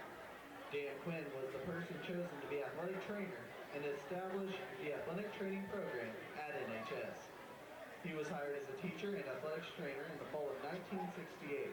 He worked with coaches and student athletes to oversee practices and games and help to ensure proper care for prevention of injuries. Dan also was able to work with many NHS student trainers and give them experience in dealing with prevention and rehabilitation of athletes. In the early years, he worked to establish relationships with local physicians to encourage communication concerning injuries and treatment protocols for proper care and treatment of those injuries. In 1972, orthopedic surgeon Dr. Jeff Walter volunteered to serve as an honorary team physician for NHS athletics. Dan was the first certified athletic trainer at the high school level in the state of Oklahoma. He has also been named to the Oklahoma Athletic Training Hall of Fame. Mr. Quinn went on to serve MPS as athletic director. In 1994, he was named principal at Norman High. Then in 1997, he was honored to be named the first principal of Norman North High School. He retired from Norman Public Schools in 2002 after 34 years of service to the district. Dr. Jeffrey Walter, MD, was an orthopedic surgeon here in Norman, and he volunteered his services to Norman High School on game nights to serve as the team's physician. Dr. Walter began his medical career when he graduated from medical school in Dallas, went on to intern and gained his surgical training from the University of Iowa. He also spent 2 years of service in the Air Force at Strategic Air Command in Omaha, Nebraska. He later spent 3 years of orthopedic surgical training in Oklahoma City under Dr. Don O'Donoghue, who is one of the founding fathers of sports medicine. He then set up his orthopedic surgical practice here in Norman in 1972, where he volunteered to assist Dan Quinn with Norman Public Schools student athletes. He served as Norman High School's team doc until he retired in 2002. Please join me in thanking our special guest at this time.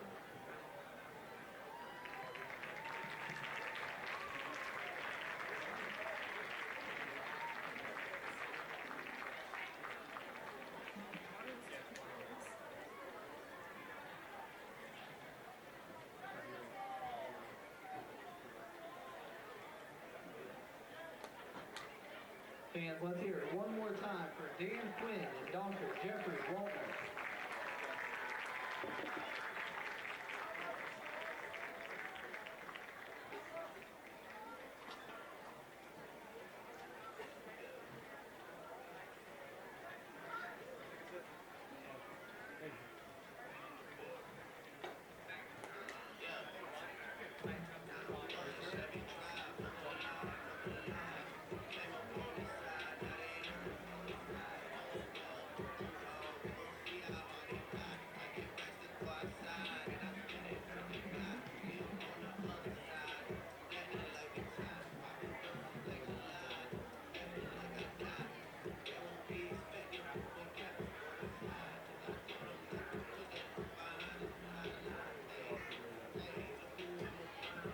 Tonight's instant replay is brought to you by the doctors at the Oklahoma Sports and Orthopedic Institute.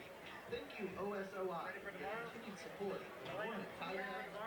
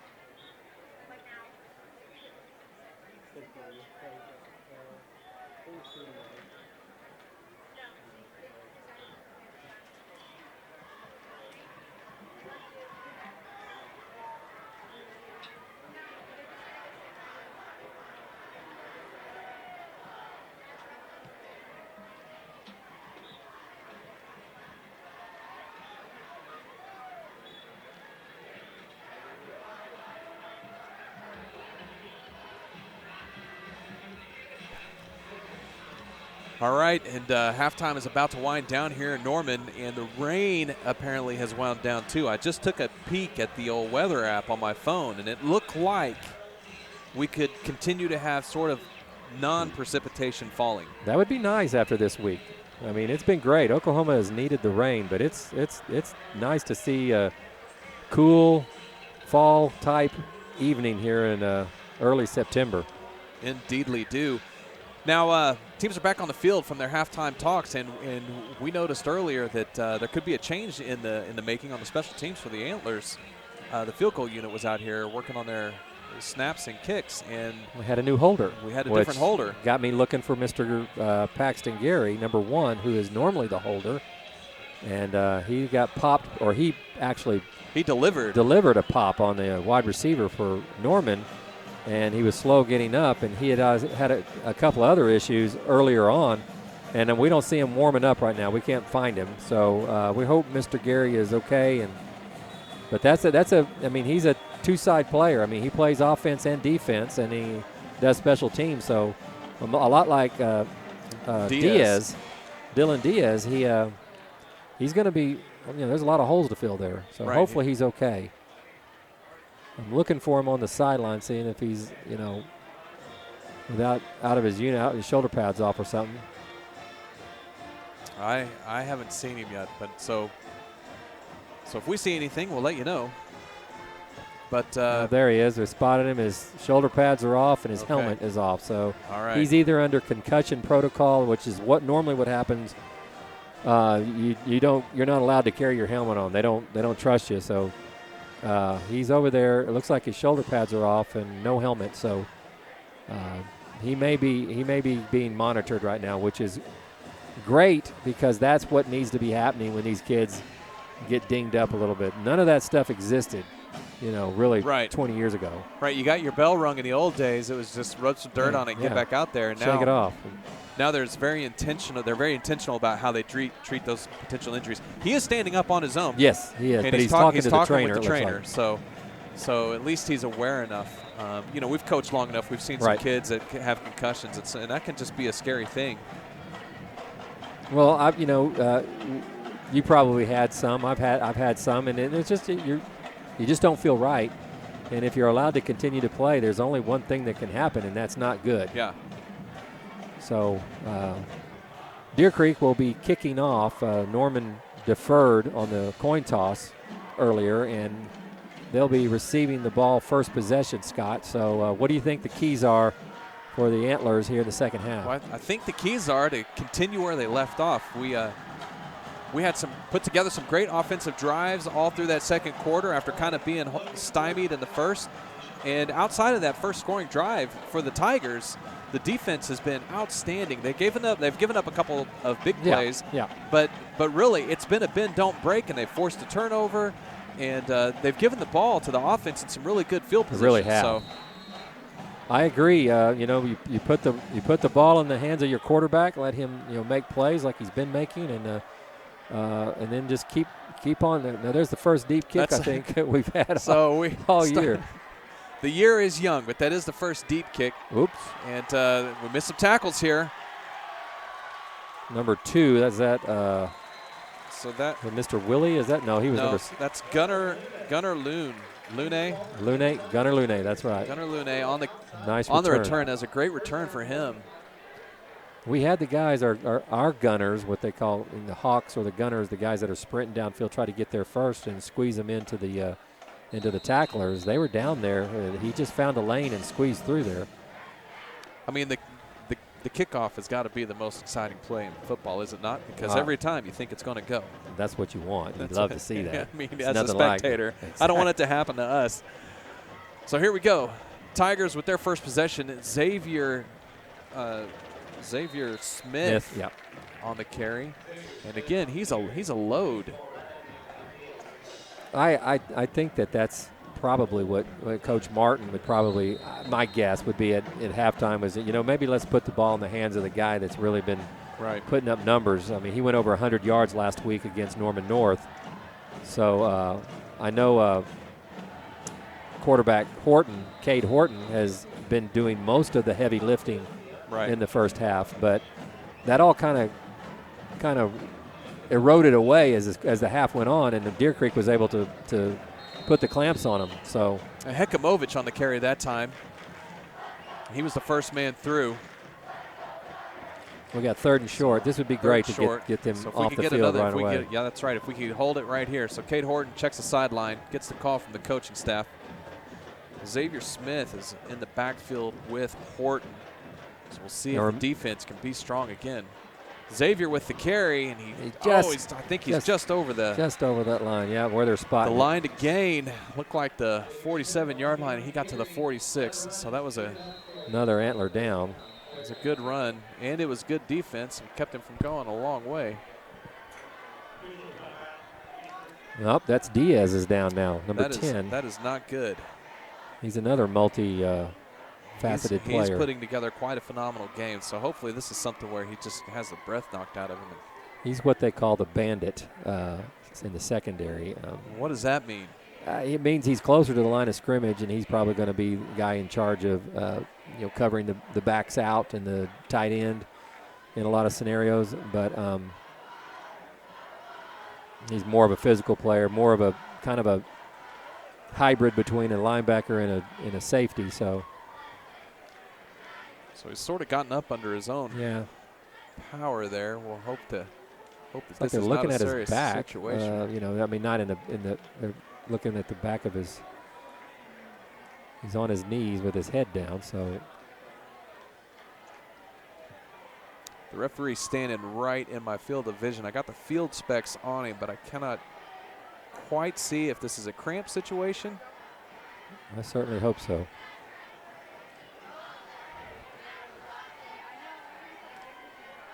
So we'll hope he's okay. Nope, he rose up, he got a drink of water, so that's a good sign.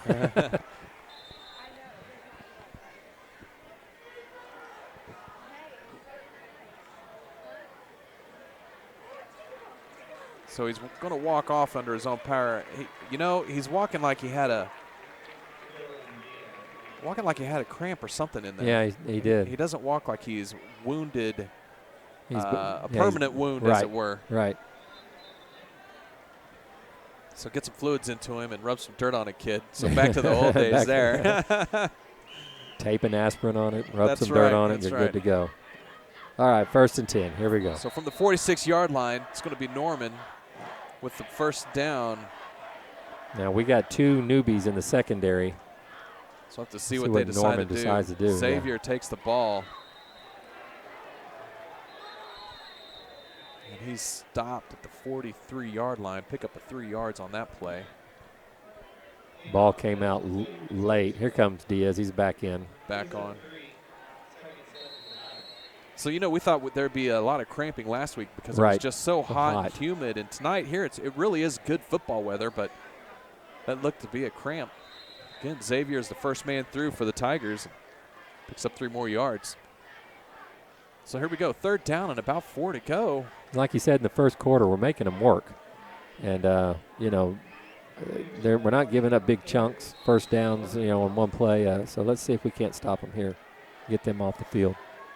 So Horton checking his coaches. Check with me's. That's what they're Got called, the play. CWMs. Moves Xavier over just a little bit. And again, the ball off to Xavier. And I Nice. think he's going to be he was stopped initially short of the line to gain, but Xavier's second effort got the first down for the Tigers.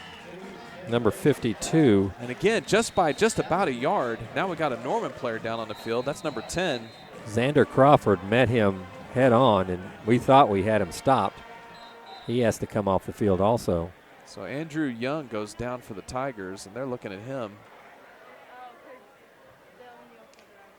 And he's had a good night. He also is looking like he's got a cramp going on.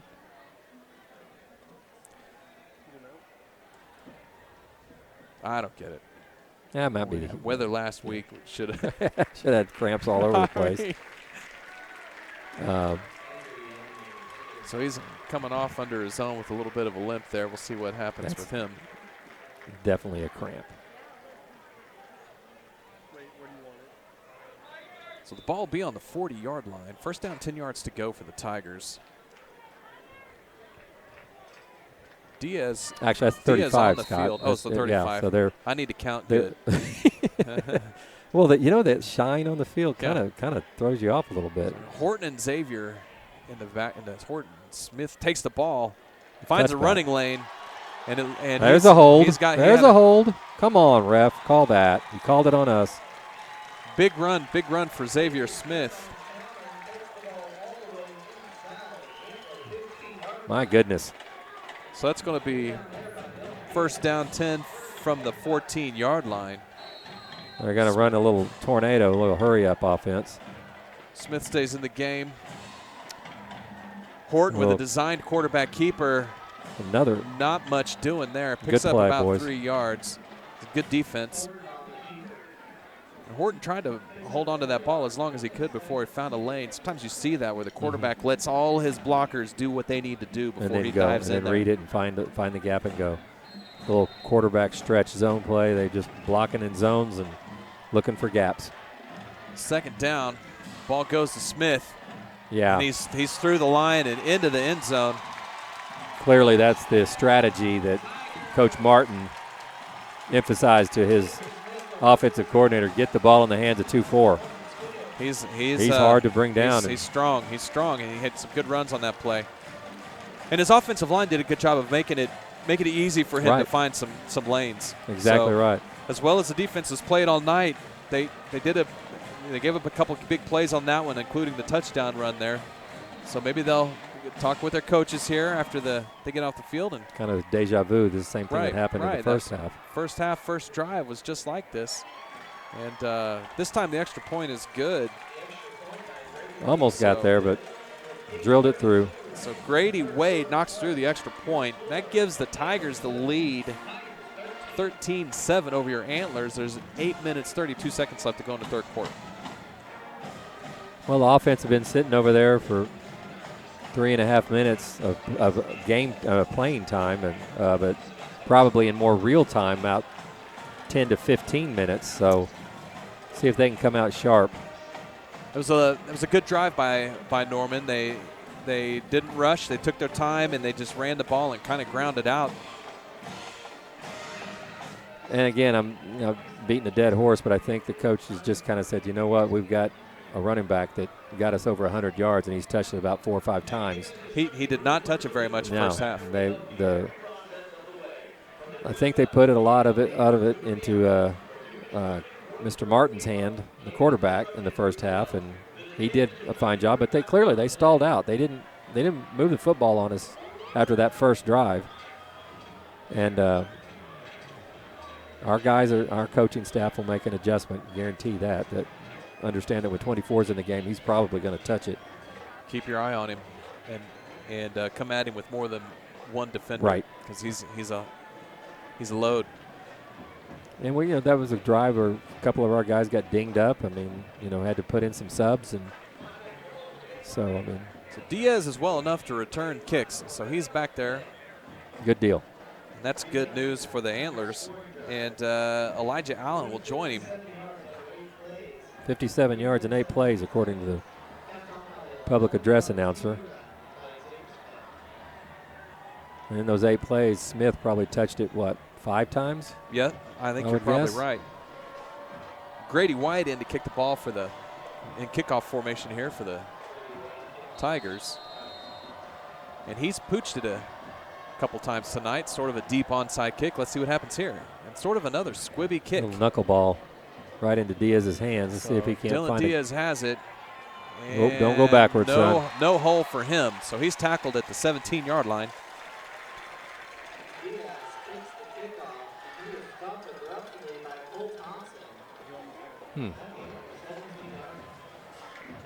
So Cole Thompson in on the play for the Tigers. And here comes the offense for the first time in the second half. See if the big boys up front can get control like they did in the second quarter. They had an excellent second quarter. So Lamorris Davis is in the backfield with Burright. Lamorris gets the ball and can't dodge that first defender, and is going to be brought down behind the line of scrimmage. A loss of about 4 yards on the play. 3 yards, loss of 3. Now that time they went to the left side. They've been having a lot of success going right. And if he makes that first guy miss, Yeah, he probably yeah, has some yeah, success. I agree.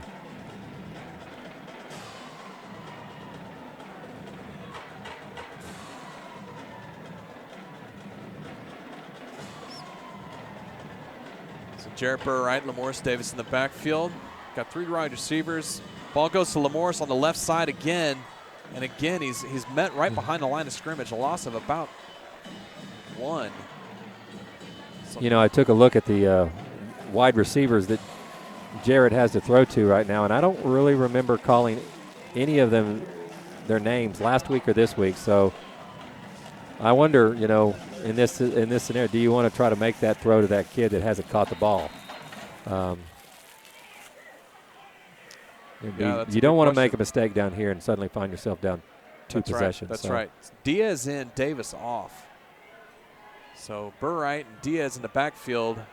Norman brings it. Nice. Burright makes a deep throw down the left-hand side, and it's just over the outstretched hands. Will of Michael, Will Michael. 6 foot, 176 junior. So if that pass has got a little less on it, or if Will Michael's a skosh faster, that's a catch for a big play. And they brought the house They again, did and bring that the time house. Jarrett got rid of the ball. That was good. Yeah, that was a good sign. That was a good choice for him because He would- Norman was yeah. on it. They They brought that. everybody. They brought everybody. So here's a punt from Logan Ward. That's not bad. gonna That's be not a down at bad the punt. About a 40 30-yard punt. 43-yard line. So it's going to be 1st and 10 from the 43-yard line for the Tigers. So defense gives up a touchdown on the last possession. A lot of that work on the ground by Xavier Smith. So will that continue? And they bring in Officials are going to take a Joe timeout. Willie is going to start in the backfield on this possession. They must have a system that they like and they're comfortable with. You know, I've been offensive coordinator a time or two, and I got a running back that's running like Mr. Smith is. I don't think I'm taking him out until he's You run him until he's like, Coach, can't go, right? Until his legs fall put a off. little head tap, you know. Yeah. Give me a break, Coach. But clearly Norman is comfortable with their system.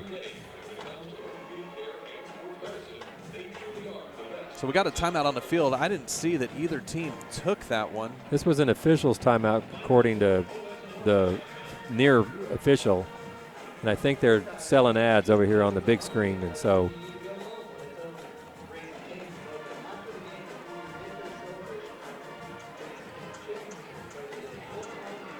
it's a big series right here, Scott. That's right. We need defense needs to step it up right here. Play sound defense. Play your fundamentals. Follow your technique and keep those Tigers out of the end zone. There's Joe Willie on the carry. Bounced him back after about 3. About a 3-yard gain there.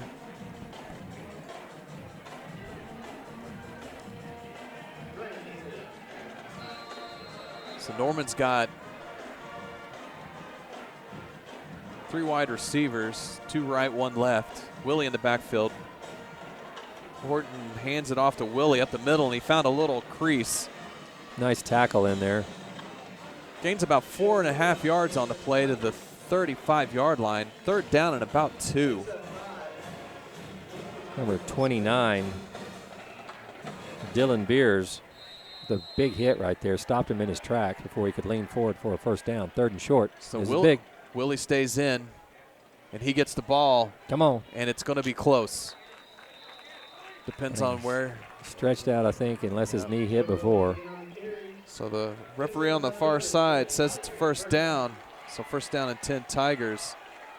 This is better from the defense, keeping everything short, making Norman work for every single thing. That's generally worked out well That's for worked the out defensive for squad. both weeks. Here comes your play So- action. So Beers. Horton finds a receiver. Number 12. Jonah Payton. Have a penalty on the field. Jonah Payton comes back and makes the catch. Interference on the Antlers. So they're going to tack on some. Roughing the passer. Okay. We're a mile high and a mile away from, up in our little. Cade Horton was on the run, and as soon as he threw the ball, I watched the ball go, so I didn't see what happened after. Well, Dylan Beers was hot on his heels, and I guess he just took it a step too much and hit him after he had thrown it. So the ball at the 10-yard line for the Tigers. This is big. We need to hold them to a field goal at most. And that's Xavier Smith that gets the carry. He's in for Willie and picks up 1 yard on the play. Good stop for the Antlers. So second down, Beers 9 yards to go. Beers kind of redeemed himself on that one. Boy, he came in stop. after having the penalty picked up on him. So let's see. Cade Horton now. There we go. Quarterback There we keeper, go. and he loses a yard on the play. Beers again. No. So that's going to be third down and 10, which again, the Tigers have to get into the end zone. There's no first down before touchdown situation on this. Yeah. So they need to score here because I don't know if you want to go for it when you're only up 6. Get a field goal, you put yourself up 2 possessions. So right. So they need the points. Take the points and play and live and fight it for another day. But Xavier Smith stays in the backfield. 4 wideouts, 2 left, 2 right. Cade Horton drops back for the pass. He's got his receiver in the end zone, and that's Payton for the touchdown. Yeah. And we missed old Paxton Gary that time, the cornerback. They went man, and one of the things that you're taught when you're in man defense is you don't give up your inside. It's down on the goal line, and that's what happened. They get leverage underneath you. You can't do anything. The best thing you could do right there, I guess, would be tackling before he caught it. But that's just awful hard to cover if you give up inside in man-to-man defense. So it looks like they're going to go for it. Looks like they're going to go for 2 points here. Xavier Smith was on the field and just ran off. Yep. And here comes another player. And we got all kinds of confusion from the Norman players and who goes where. It looks like Deer Creek called the timeout, though, because Norman's chaos is going to cost us a timeout. Well, you want to make sure you get it right here. So right. You're down 2 scores. And if they can hold them, then if Deer Creek can get those 2 touchdowns, that puts them in the lead. Potentially, if the defense can play well and keep Norman out of the end zone after this. Right. Because they're off their schedule as far as touchdown extra points go. Right.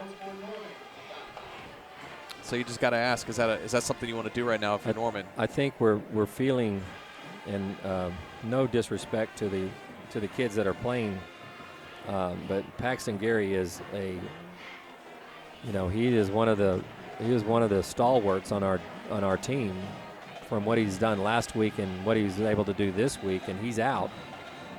And there's a reason he plays in all the positions. Exactly. You got to have faith in those backups, but at the same time, there's a reason that Paxton was on the field.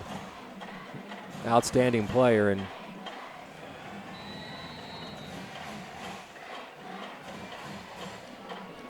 so Cade Horton is not on the field right now. It's the Wildcat formation, and they hand it off. Well, I don't know if he got it or not. He didn't get it. So they called him short. That's a good call by the linesman there. He bounced a little bit and then went across the goal line. So the 2-point conversion by the Norman Tigers is no good. Man. That was Cole Thompson on the run for the Tigers, and he came up just shy. So that's good for the Antlers. Well, you kind of steal just a little smidgen of that momentum right back by holding them there. So now the offense has to get in a groove. We play it, with 4:40 left to go in the third quarter. We've had the ball 3 plays. So right. It's time to get after and get going. Well, and that's similar to how the game started. We struggled on that first opening drive. We struggled a little bit on our first couple possessions, and then we got into a groove. The offensive line did its job and created holes. And Jared Burrine was able to take time and find those receivers, and Lamorris got loose a couple times, and Diaz got loose a couple times, and it was a good second quarter for the Antlers, but you don't want to wait until the fourth for all that to happen.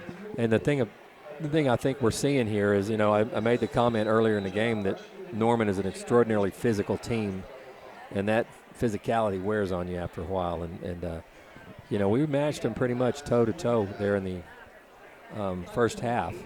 And now we're hopefully we're going to be able to get ahead of that again and take control of the game.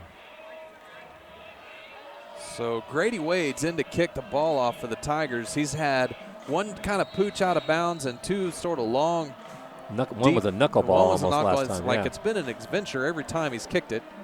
And here he comes again with another interesting kick. And looky there. Number 20. So Zane Shades. Zane Shades on the return. Nice big play and big special teams play. That's huge. Hit a hole. Get us up there to midfield. Good job, kiddo. I thought he was going to break it through there. But he's up to the 45-yard line where the Antlers will take over, first down and 10. A nice play there. Nice play. Nice job. All right. Let's get it going. All right. Second possession of the second half. We get Burright and Davis in the backfield. Man in motion is Diaz. Diaz takes the flag on the play. It looked like Diaz was going to fake the inside handoff there. Here we're back to that offensive penalty. Back to that narrative that we were doing the first quarter and part of the second with the mistakes.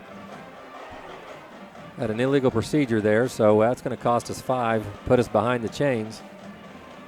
So second down, 15 yards to go. Lamorris Davis in the backfield with Jarrett Burright. Davis takes the ball, and he's into that line of scrimmage. And somehow he squeezes out 4 yards. How do those kids do it? They just disappear behind all those huge kids. It's awful hard to tackle what you can't see, right? Oh, my goodness. So that's okay, 2nd and 11, so we're in good shape. 4 yards the hard way. Right. Second down. Burright gets Davis to the right spot. Looks like Norman's coming with some heat. Yeah, they're going to bring a stun in from their right side to our Burright's left. checking with his coaches. Makes a change. Davis trades sides. Here comes the heat. Burright sees it, and he throws it right. Had a good play call there, but Norman was ready for it and almost threw an interception on a screen pass. So Burright for Davis on that our one. Our left tackle needs to see that, okay, they showed their hand there, and left tackle didn't know which one quite to pick up, so we let them both go. That we see that a lot in high school football, a little confusion, and what do you do, and you end up doing nothing, and that's never a good combination. I think if we can figure out a play calling scheme that suits that nature, just lets Norman run up the field and we just get right behind him. Right. So Burright gets nailed as he throws the ball, and it's intercepted. And I mean, Burright got nailed right in the midsection, right as he released. We had a penalty flag on the play. On the play. And I don't know how you couldn't call pass interference there. They had their hands all over Axel. And he couldn't make a move for the ball because hands were all over him. So we'll see what the penalty is. It's going to go against the Norman Tigers. But I don't know if this is a before or after the interception.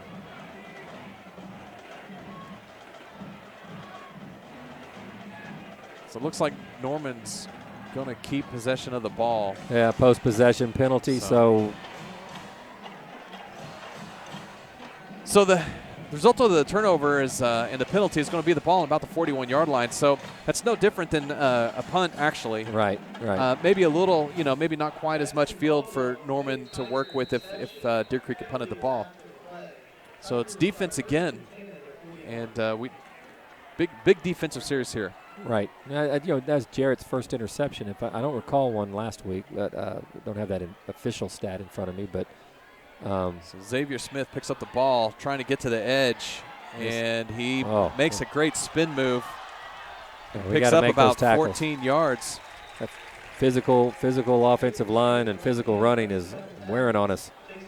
Missed a couple tackles there. Those were signs of some fatigue. And come on, boys, we got to bow up. And that here. was, did you ever play Tecmo Bowl? Yeah. And I mean, Xavier Smith right there had a spin move that was like, A button on the Nintendo. That's exactly right.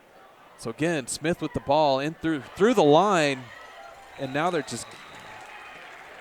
gashing us a little bit right now. We need to regroup and take some chances, I think. So Smith has been the engine that could tonight for the Tigers. When he's touched the ball, good things have happened. That's exactly it's a right. 9-yard gain on the play. Second down, 1 to go. And Smith again. There we go. So good defense that time, wrapped him up, but it ends up being a first down. 3-yard gain, but first down and 10 for the Tigers. Good defense there by your Antlers.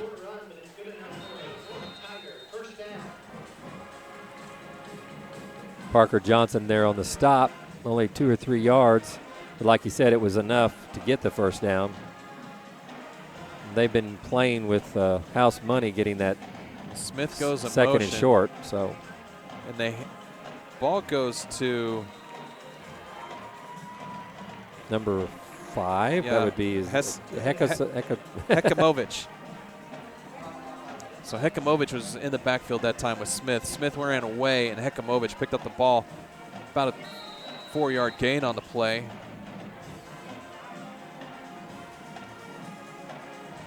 So Horton keeps it this time and is wrapped Parker up. Johnson, big play. Parker Johnson Dylan sniffed Beers. that guy out.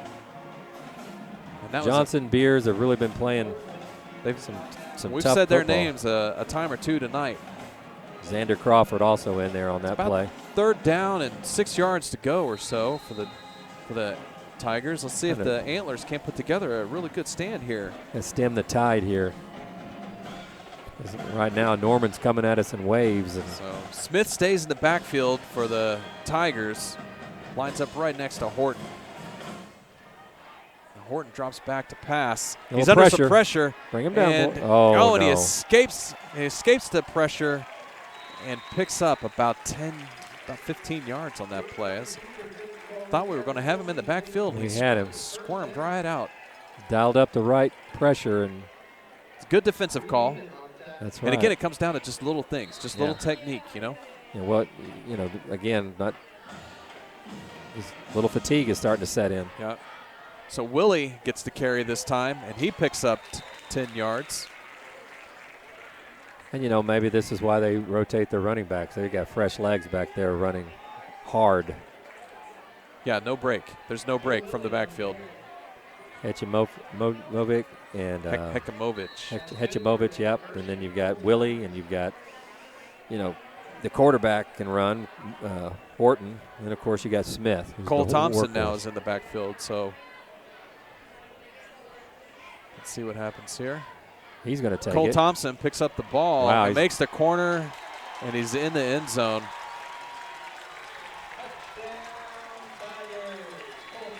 Similar script to what we saw last week, isn't it, Scott? It is. It's really similar. And that play right there was almost identical to the two-point conversion play, except this time Thompson was able to get to the edge. Yep.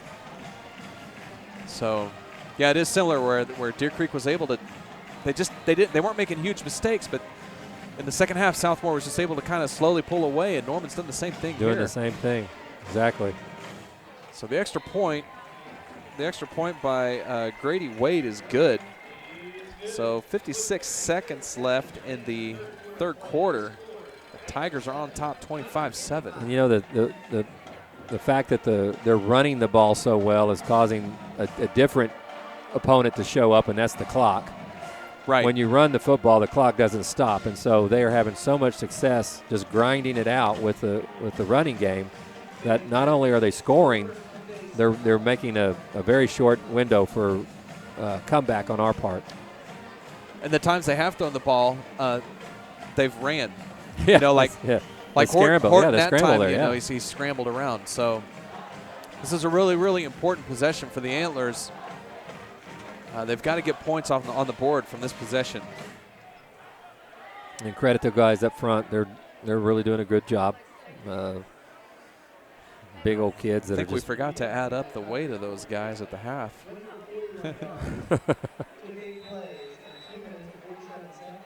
Hands off. I think we've had the football less than 10 plays here in the third quarter with less than a minute to go. You can't score without the football, and again, Norman is responsible for all that by establishing their running game. They made some corrections to their defensive. Their coaches made some changes at the halftime, which has really flustered our offensive flow. I agree. And so we need to find that flow back and see what we can't do. So here's another goofy pooch, and It's number 3, Elijah Allen. Tries it Elijah inside out it, and he's wrapped up.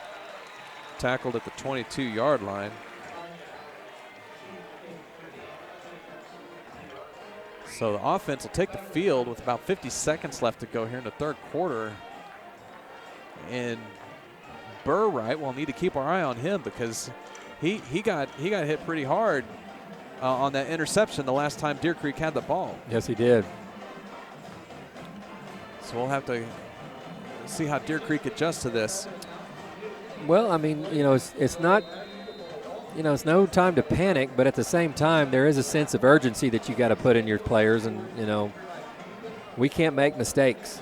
Right. I mean, right now it's mistake-free, focus-filled football. Going to the overload set here to the left.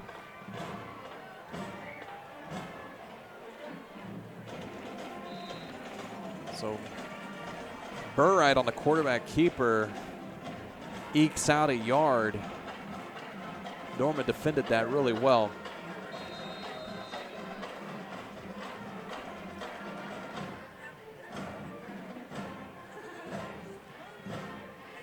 Got Davis, looks like Davis is in the backfield.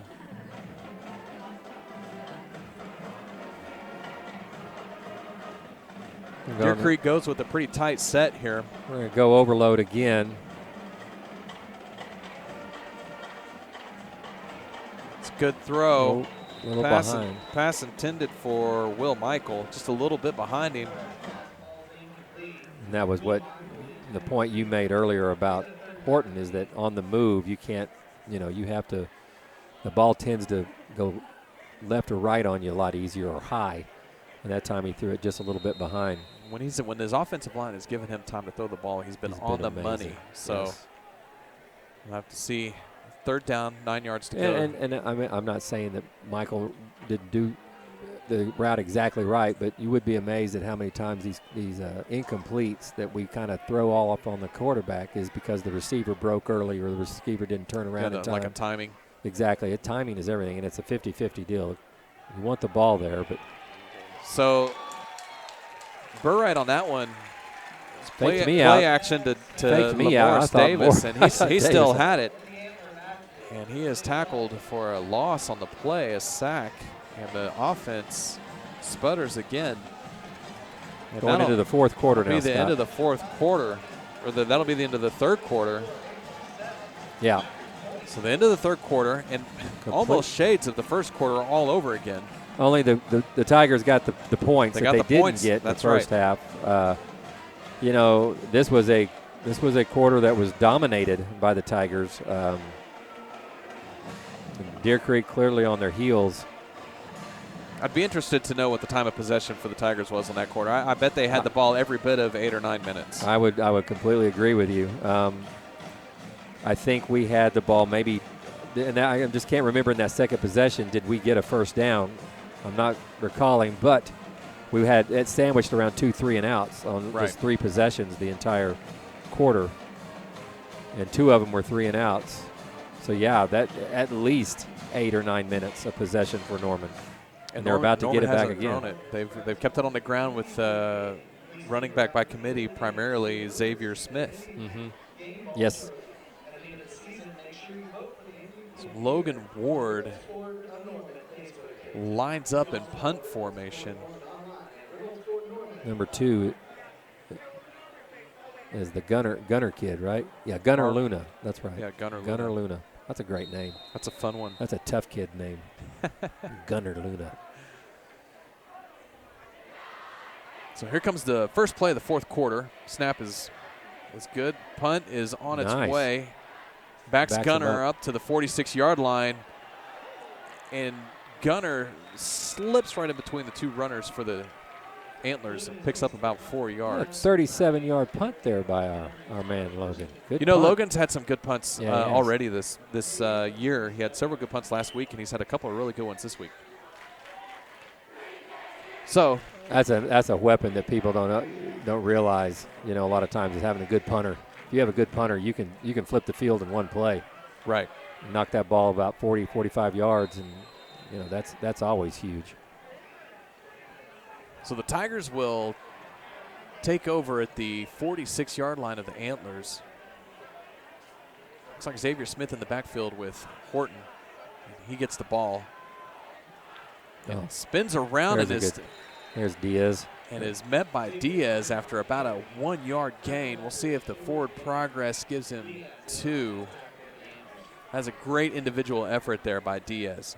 Yeah, I mean the thing that Norman has been doing on the running game is they've been getting to the second level. They've been getting through our front linemen, and our second level guys have got to bring them down on contact. We can't afford any missed tackles.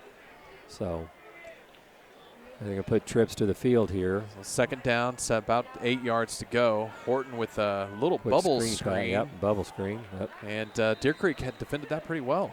So Yeah, prepared Elijah for Allen it. on the play, and number 17, Mason Martin, who is in for Paxton Gary. He came in and made a play, really nice play. Tyler Crump caught the ball. Sorry, Tyler Crump caught the ball there for the Tigers. So You know, Martin's a good player. He played a lot of snaps last week, but Gary was the starter this week. Trips to the field again. So here we go, third down and long. And there they isolated Horton. the one guy. Oh, that's going to be a penalty. That's an easy one. Yeah, don't Pass act interference. like you didn't. Yeah. Put Pass your hands was down, intended son. for Jonah Payton, I believe. He watched that side because, I mean, I've been talking about it, you know, most of the night, that when they put 3 to the field, they isolate that one guy into the boundary, and sure enough, they took advantage of Mr. Martin there. Did a little double move on him. And The way the ball was thrown, though, if Martin turns around, he's got a shot.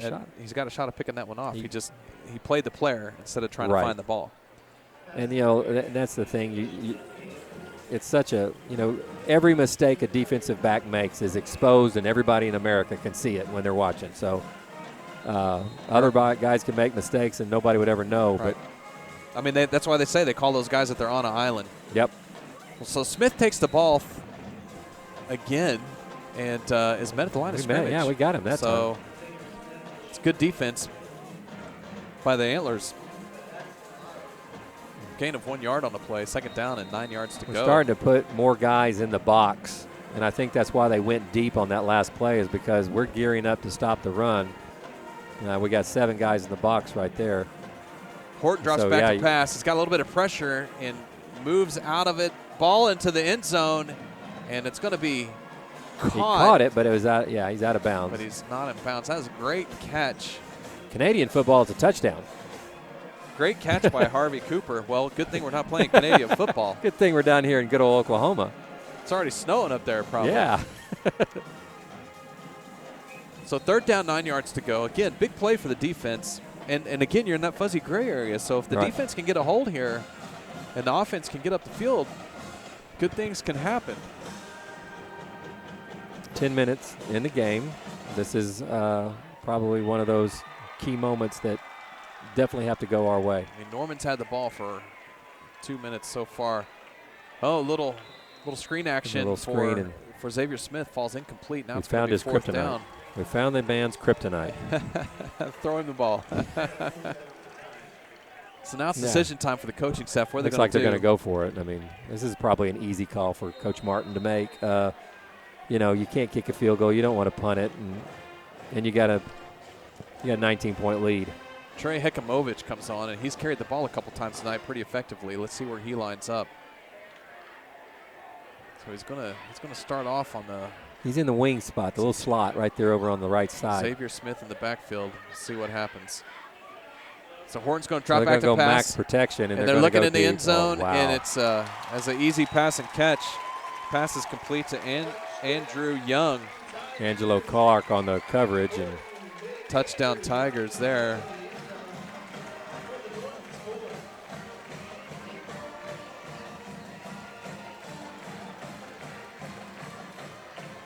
It looked like he had a step on the Deer Creek defender.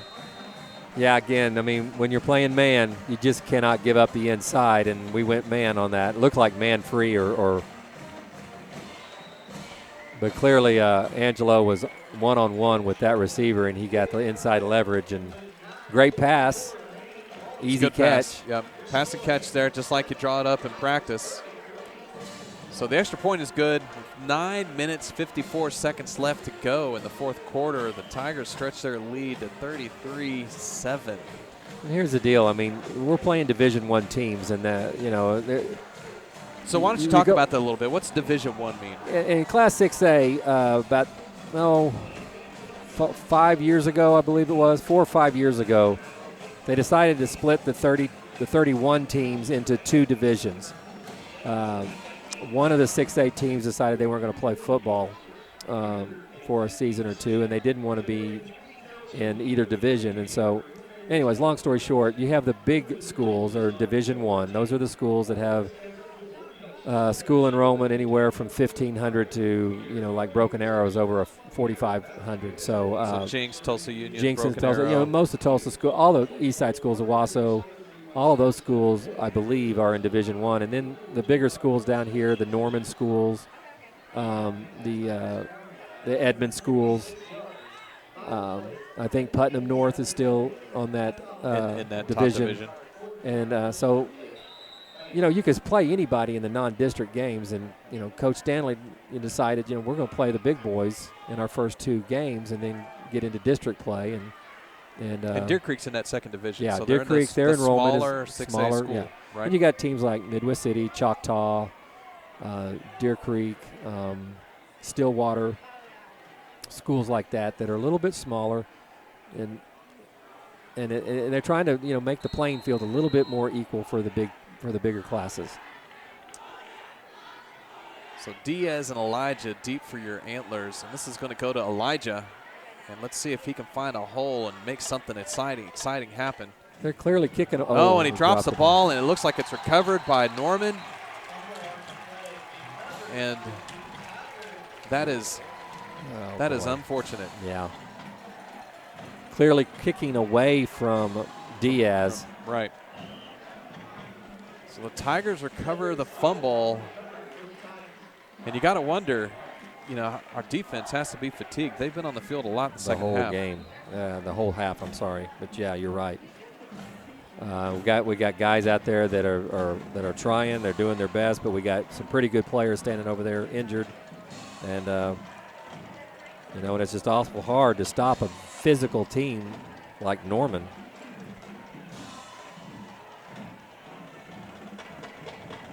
So Horton hands the ball off to Willie. Nope. Yeah, Willie.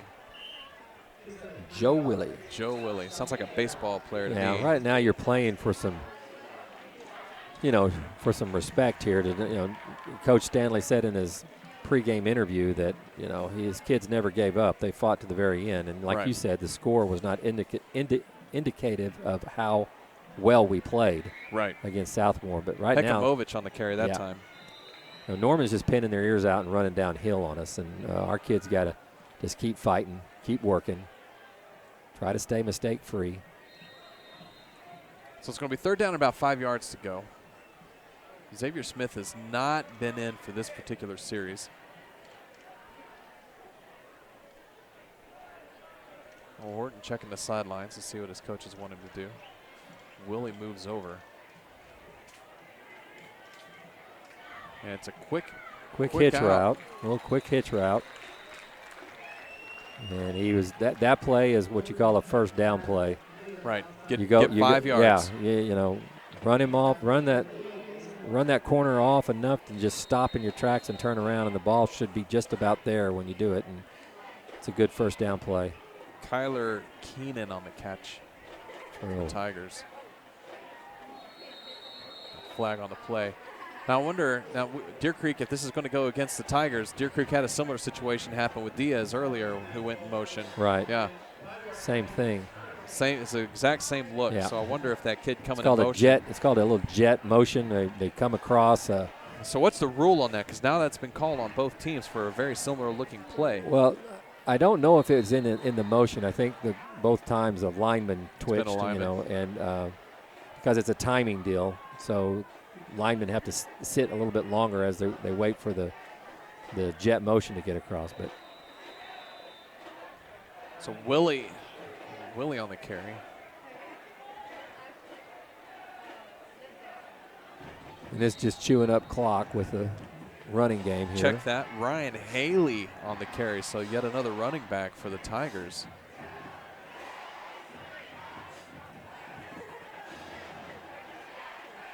Willie takes the ball. Squeaks through that that initial line. Picks up about 7 yards. Parker Johnson again.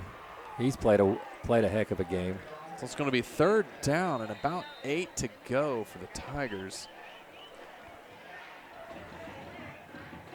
Willie in the backfield with Horton. Willie takes the ball and he cut back and cuts bring him back down. And he may be he's He can be he's short. a little bit short. So it's going to be fourth down and about 1 yard to go. So we'll see what Norman wants to do here. They're going to kick the field goal. Probably a classy move here by Coach Martin. Game well in hand. No need to go for it here. And let's work on your special teams here. See if you can't get a field goal. Put a little confidence in your kicker.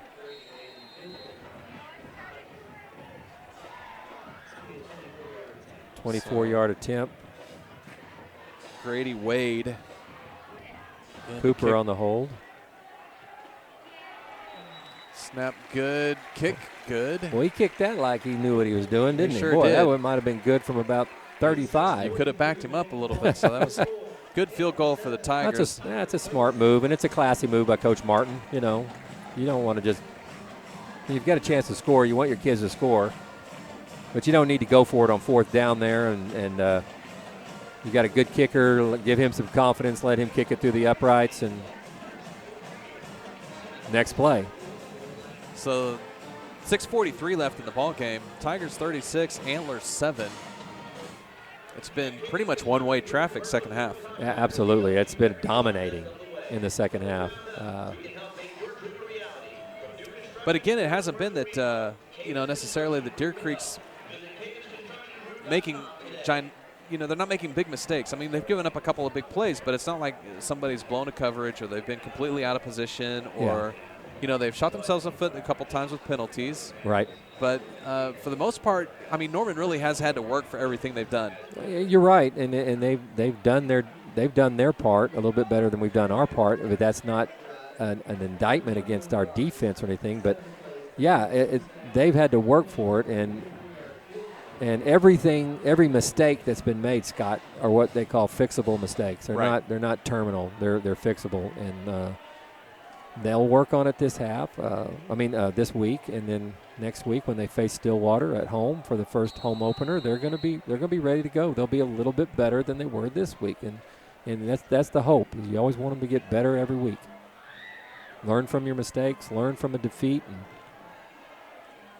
So Grady kicks it deep this time. Diaz fields it at the 1 yard line. I don't know if he should have. I think he wants that ball in his I hand. think He knows you're they're right. kicking away from him, and he goes, by golly, I'm going to take it this time. So Diaz makes the return back to about the 17-yard line. So long field for the Antler offense, and they have struggled in the second half.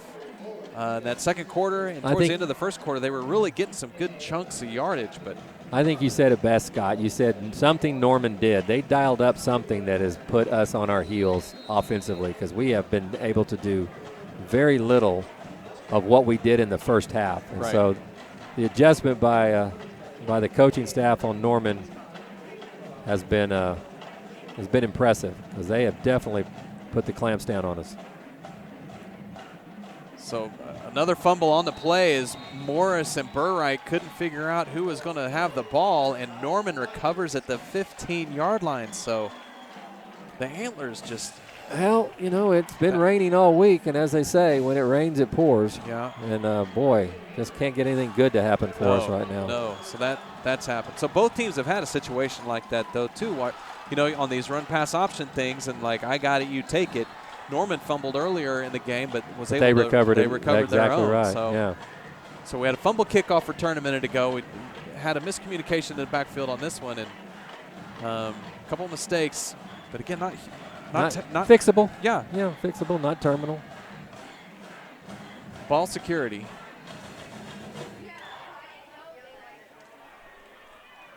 So here we go.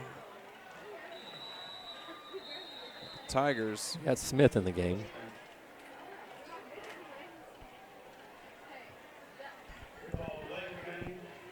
Delay game on the Tigers. So they'll back them up 5 yards. Going to be first down and 15. They've got to get to the 5-yard line, so it is possible a first down without touchdown here. Right.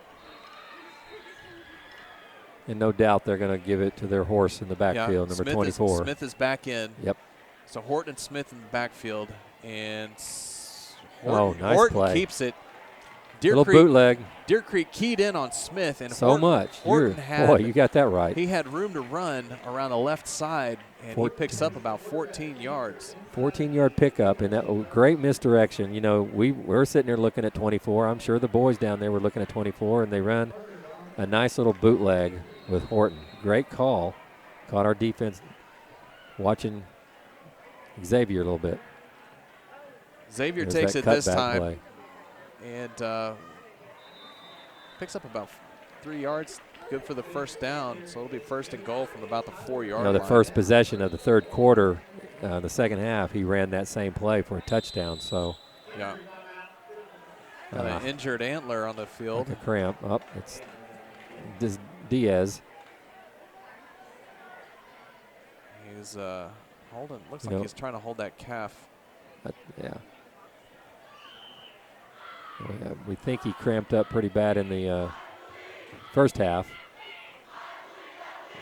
So they're looking at that left leg.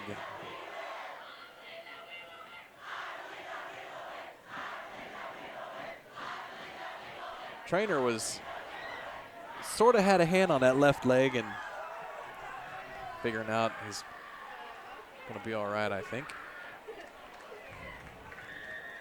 So we've had some cramps from both teams tonight. I wonder if it's the humidity. Maybe. I was going to say earlier, maybe it's the humidity. I mean, they're sweating them probably as much as if it were, in the 90s, just the heat, because the humidity just. Last week it was just like desert hot. With that hot wind blowing out of the south. There, yeah, and that blazing sunset. So here we go. First and goal. Back to action. First and goal from the 4, full backfield for the Tigers, and it goes to, I believe that's Hekamovic. Number 5. Yep. Trey Hekamovic. Yeah, I still haven't gotten his name right. Sorry, Mom and Dad, if you're listening. But he's had a good game, that's for sure. All the runners have been, running on the positive side. They've been, Norman has been able to move the football no matter who was in the backfield. Right. So they come out with that same lineup again with Hekamovic and Smith in the backfield. Hekamovic is the first guy through, and it looks like he's in the end zone. Broke the plane. So the Antlers have given the Tigers a short field, 2 possessions in a row. And couple of turnovers, yeah. And, to their credit, Norman's taken full advantage of that. Hey, here's the thing, Scott. What they can't forget, what Deer Creek can't forget, is that they had a lead of 7-6 in this game, and they had control of this game. Right. Those are positives that you got to build up on. Right.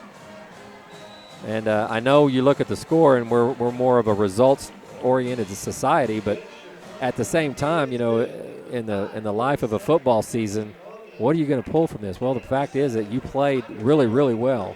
Right. And had a lead for a long time. And defensively shut down a really physical offense for an entire half.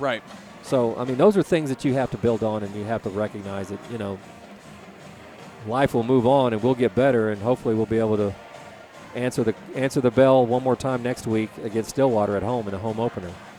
It's 7 o'clock. Be there, folks. That's right. That's right. Bring your cowbells. And our band will get to march, and our That's band right. will get to play. And I'm excited to see Scott that. will get to see his son out on the field marching, and that'll be awesome.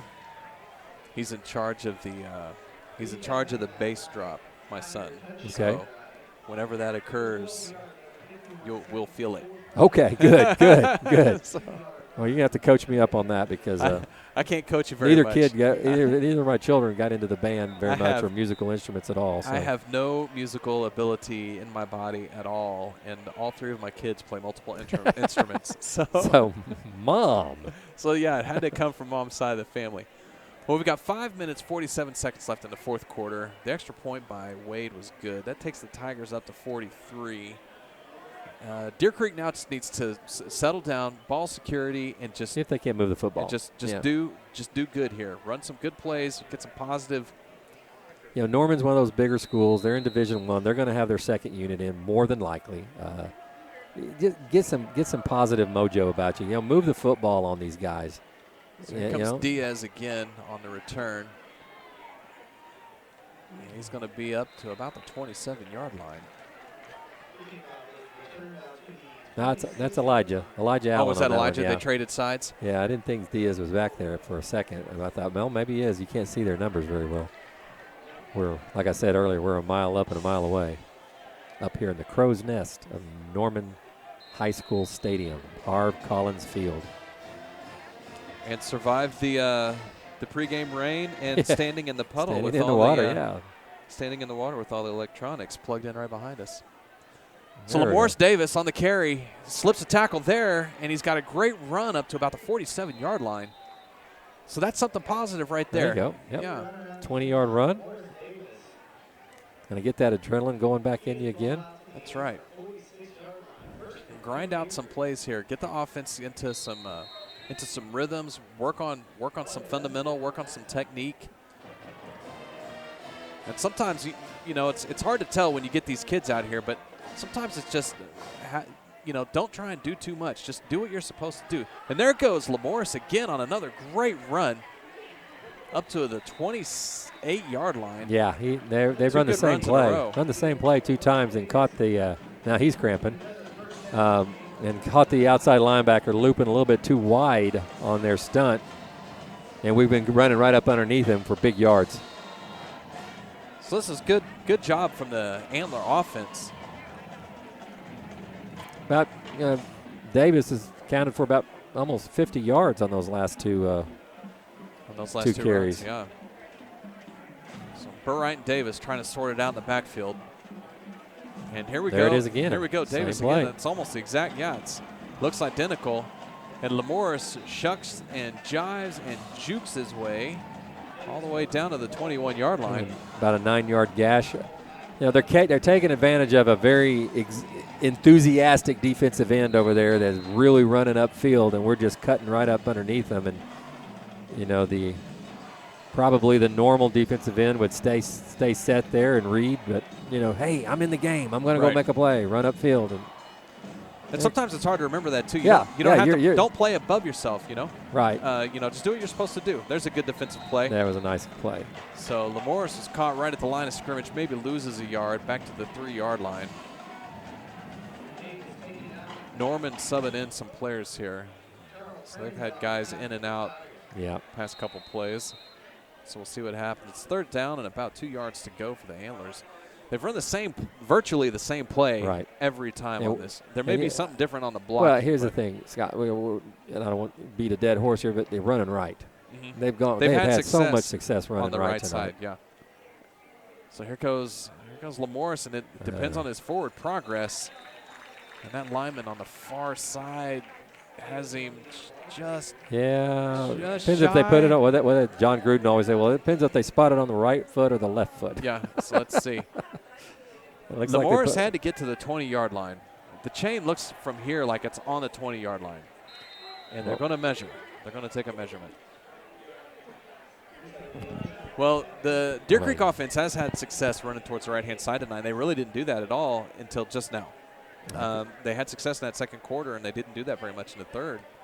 Yeah, I don't remember very many of them. I know we went left. Maybe they tried to go to the right, and it was and Norman was on the spot. So here come the chains. We've had a lot of success running behind Byers and Corbin, 293 and 270. Yeah, I'd run behind those guys all day. So the Antlers are about, 8 inches shy of the first down. So they're going to set the ball up at virtually the 20-yard line. And all Burright needs to do is take a quarterback sneak and just follow his center about 8 inches. As I was in class the other day, and I was wondering if the kids even know what a quarterback sneak is anymore, because you don't see quarterbacks under center anymore. You don't see it very often. It's a total new game. So here we go. Burright and Lamorris Davis in the backfield. Burright in the shotgun. Hands it off to Lamorris, who's got the first down and a little bit more, and squeezes his way down to the 13-yard line.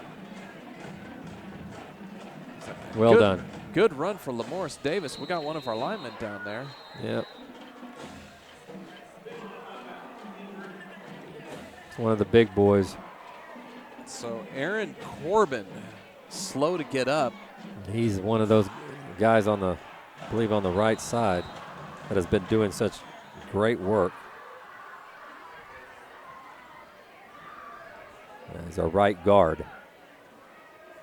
And they really have done a good job on the right-hand side of the line. When the offense has worked, it's been behind those kids. You're exactly right. And as a guard, Aaron is probably moving more, pulling, relocating on the move, blocking on the move. Guards have to be pretty big and pretty nimble. But hopefully this isn't serious, that it's just a cramp. But it's getting a little bit of assistance as he is helped off the field here. He's one of the 271 in the 270 club. And he's being real ginger on it, so I hope he's okay.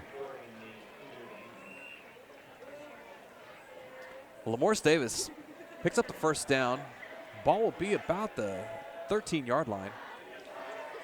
And if we're going to pick on the Antlers a little bit here, the thing that they've struggled with the most the past couple of weeks is scoring from these positions. The red zone, that's right. That would be the one big issue. I think you're exactly right. I mean, there's no question that we've had opportunities to put the ball in the end zone a lot more than we have. Right. And which means we've been in the red zone a lot. Morris Davis on the carry. Last week we had 10 points. And this week we're sitting at 7 with 2:40 to go in the game. So Coach Stanley is frustrated because they're moving the ball to get themselves in the right position. Now they just got to figure out how do we finish this? Got to finish this drive off. So I think they missed out on a couple opportunities last week against Southmore, which could have been a difference absolutely. maker. They've missed off on a couple opportunities this week, and momentum can make a difference. There's that. And there you go. There's a touchdown pass to Axel. To Axel Welch. Axel Welch. They tried that earlier, and Jarrett was a little bit hyped when he saw how wide open Mr. Welch was and overthrew him. This time he put it right on the money. Right on the money. So Great that's play. Good pass from Burright. Good catch from Welch, and that was a good drive. That's what we said. Yeah. Move the ball, get some confidence. It doesn't matter who you run. You get some confidence. You've been going 3 and out now. Right. Let's get the ball down the field and give yourself some momentum for next week and something good to look at in film. So Logan Ward on for the extra point. And it's good. So about 2 minutes 19 seconds left in the fourth quarter. Tigers 43, Antlers 14. That was a good drive that we just saw from the Antlers. Yeah, I mean, this is what Coach Stanley wants to see. He wants to see his kids not giving up, moving that football.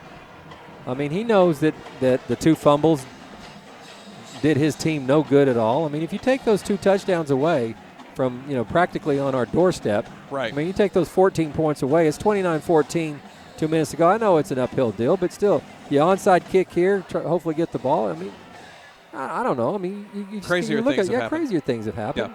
Yeah. I'm just being the eternal optimist here, but it's Nothing still wrong with that. There's there's things that are fixable. You know, you want to ball security is one of them.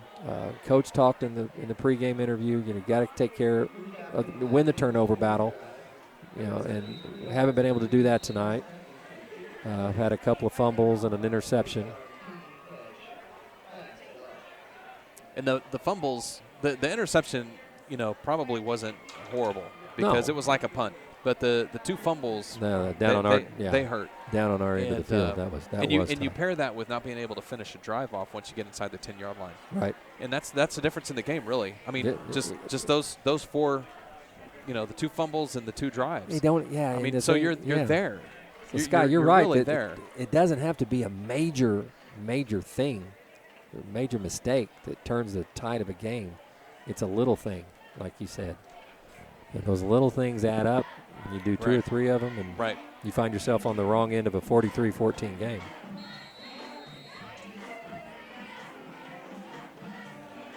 So here goes Logan Ward on the kickoff. See what he does here. Hits it deep. That's Harvey Here's- Cooper. Uh, And he's going to try and bring the ball all the way across the field, and he's found a crease. And look out. He's knocked out of bounds at the 40-yard line by Josh Bakar. That's that guy. That's old Gunner Luna. Was that number 2 or number 1? I thought that was number 1. Okay. You just wanted to say I wanted to say Gunner again. Gunner again. There's a town in Texas called Gunner, and we lived pretty close to it when we lived down there, and I always thought that was a cool name to be a high school football Gunner. Isn't Coach Gundy's son named Gunner? I think so. I think you're right. Norman's got the ball. Got some New new running legs out back. there. Found some room on the left-hand side. We got flags down on the play. That was Keyshawn Keshawn Hall. Hall. So Keshawn Hall on the carry found some room on the left-hand side of that big offensive line. Picked up some yardage. but We got some backups in there now, getting some experience. You know, got a penalty on the play, holding. a couple of guys out there that are new, haven't broke the sweat yet.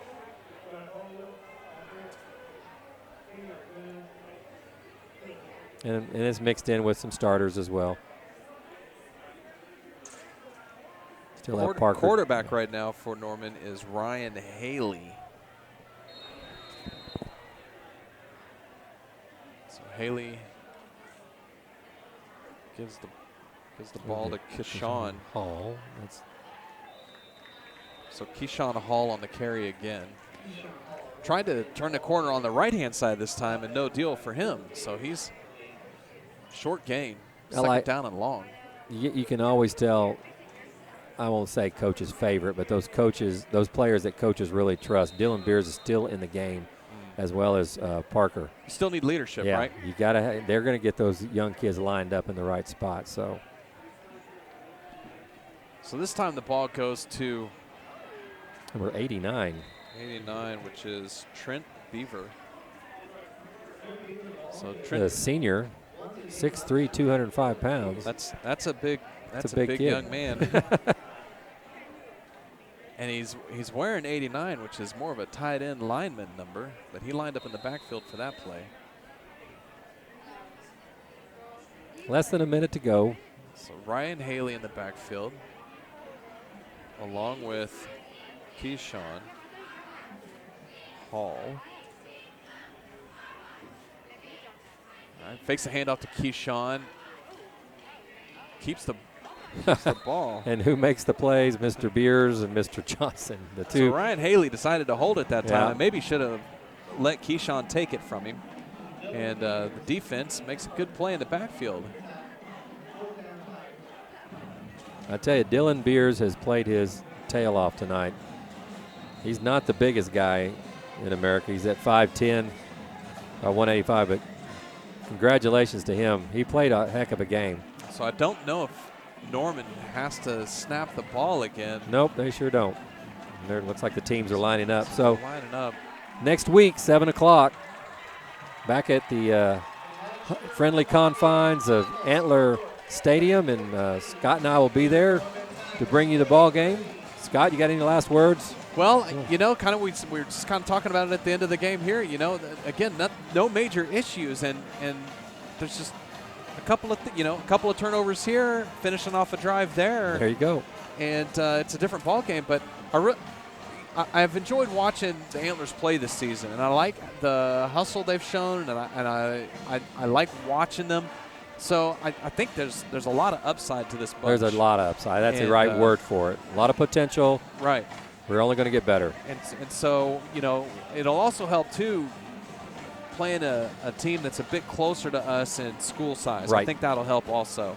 Yeah, 6A is absolutely. it's just cutthroat at the top. It really is. It really is. So next week, 7 o'clock, if you can't make it out to the stadium, please come and watch the stream broadcast. These kids put a lot of work into bringing this to you. And, again, kudos to the Antler Vision program. And so for Scott Hazelwood, this is Rick Harris. We're going to sign off. Again, final score, Norman Tigers 43, Deer Creek Antlers 14. Good night, everyone.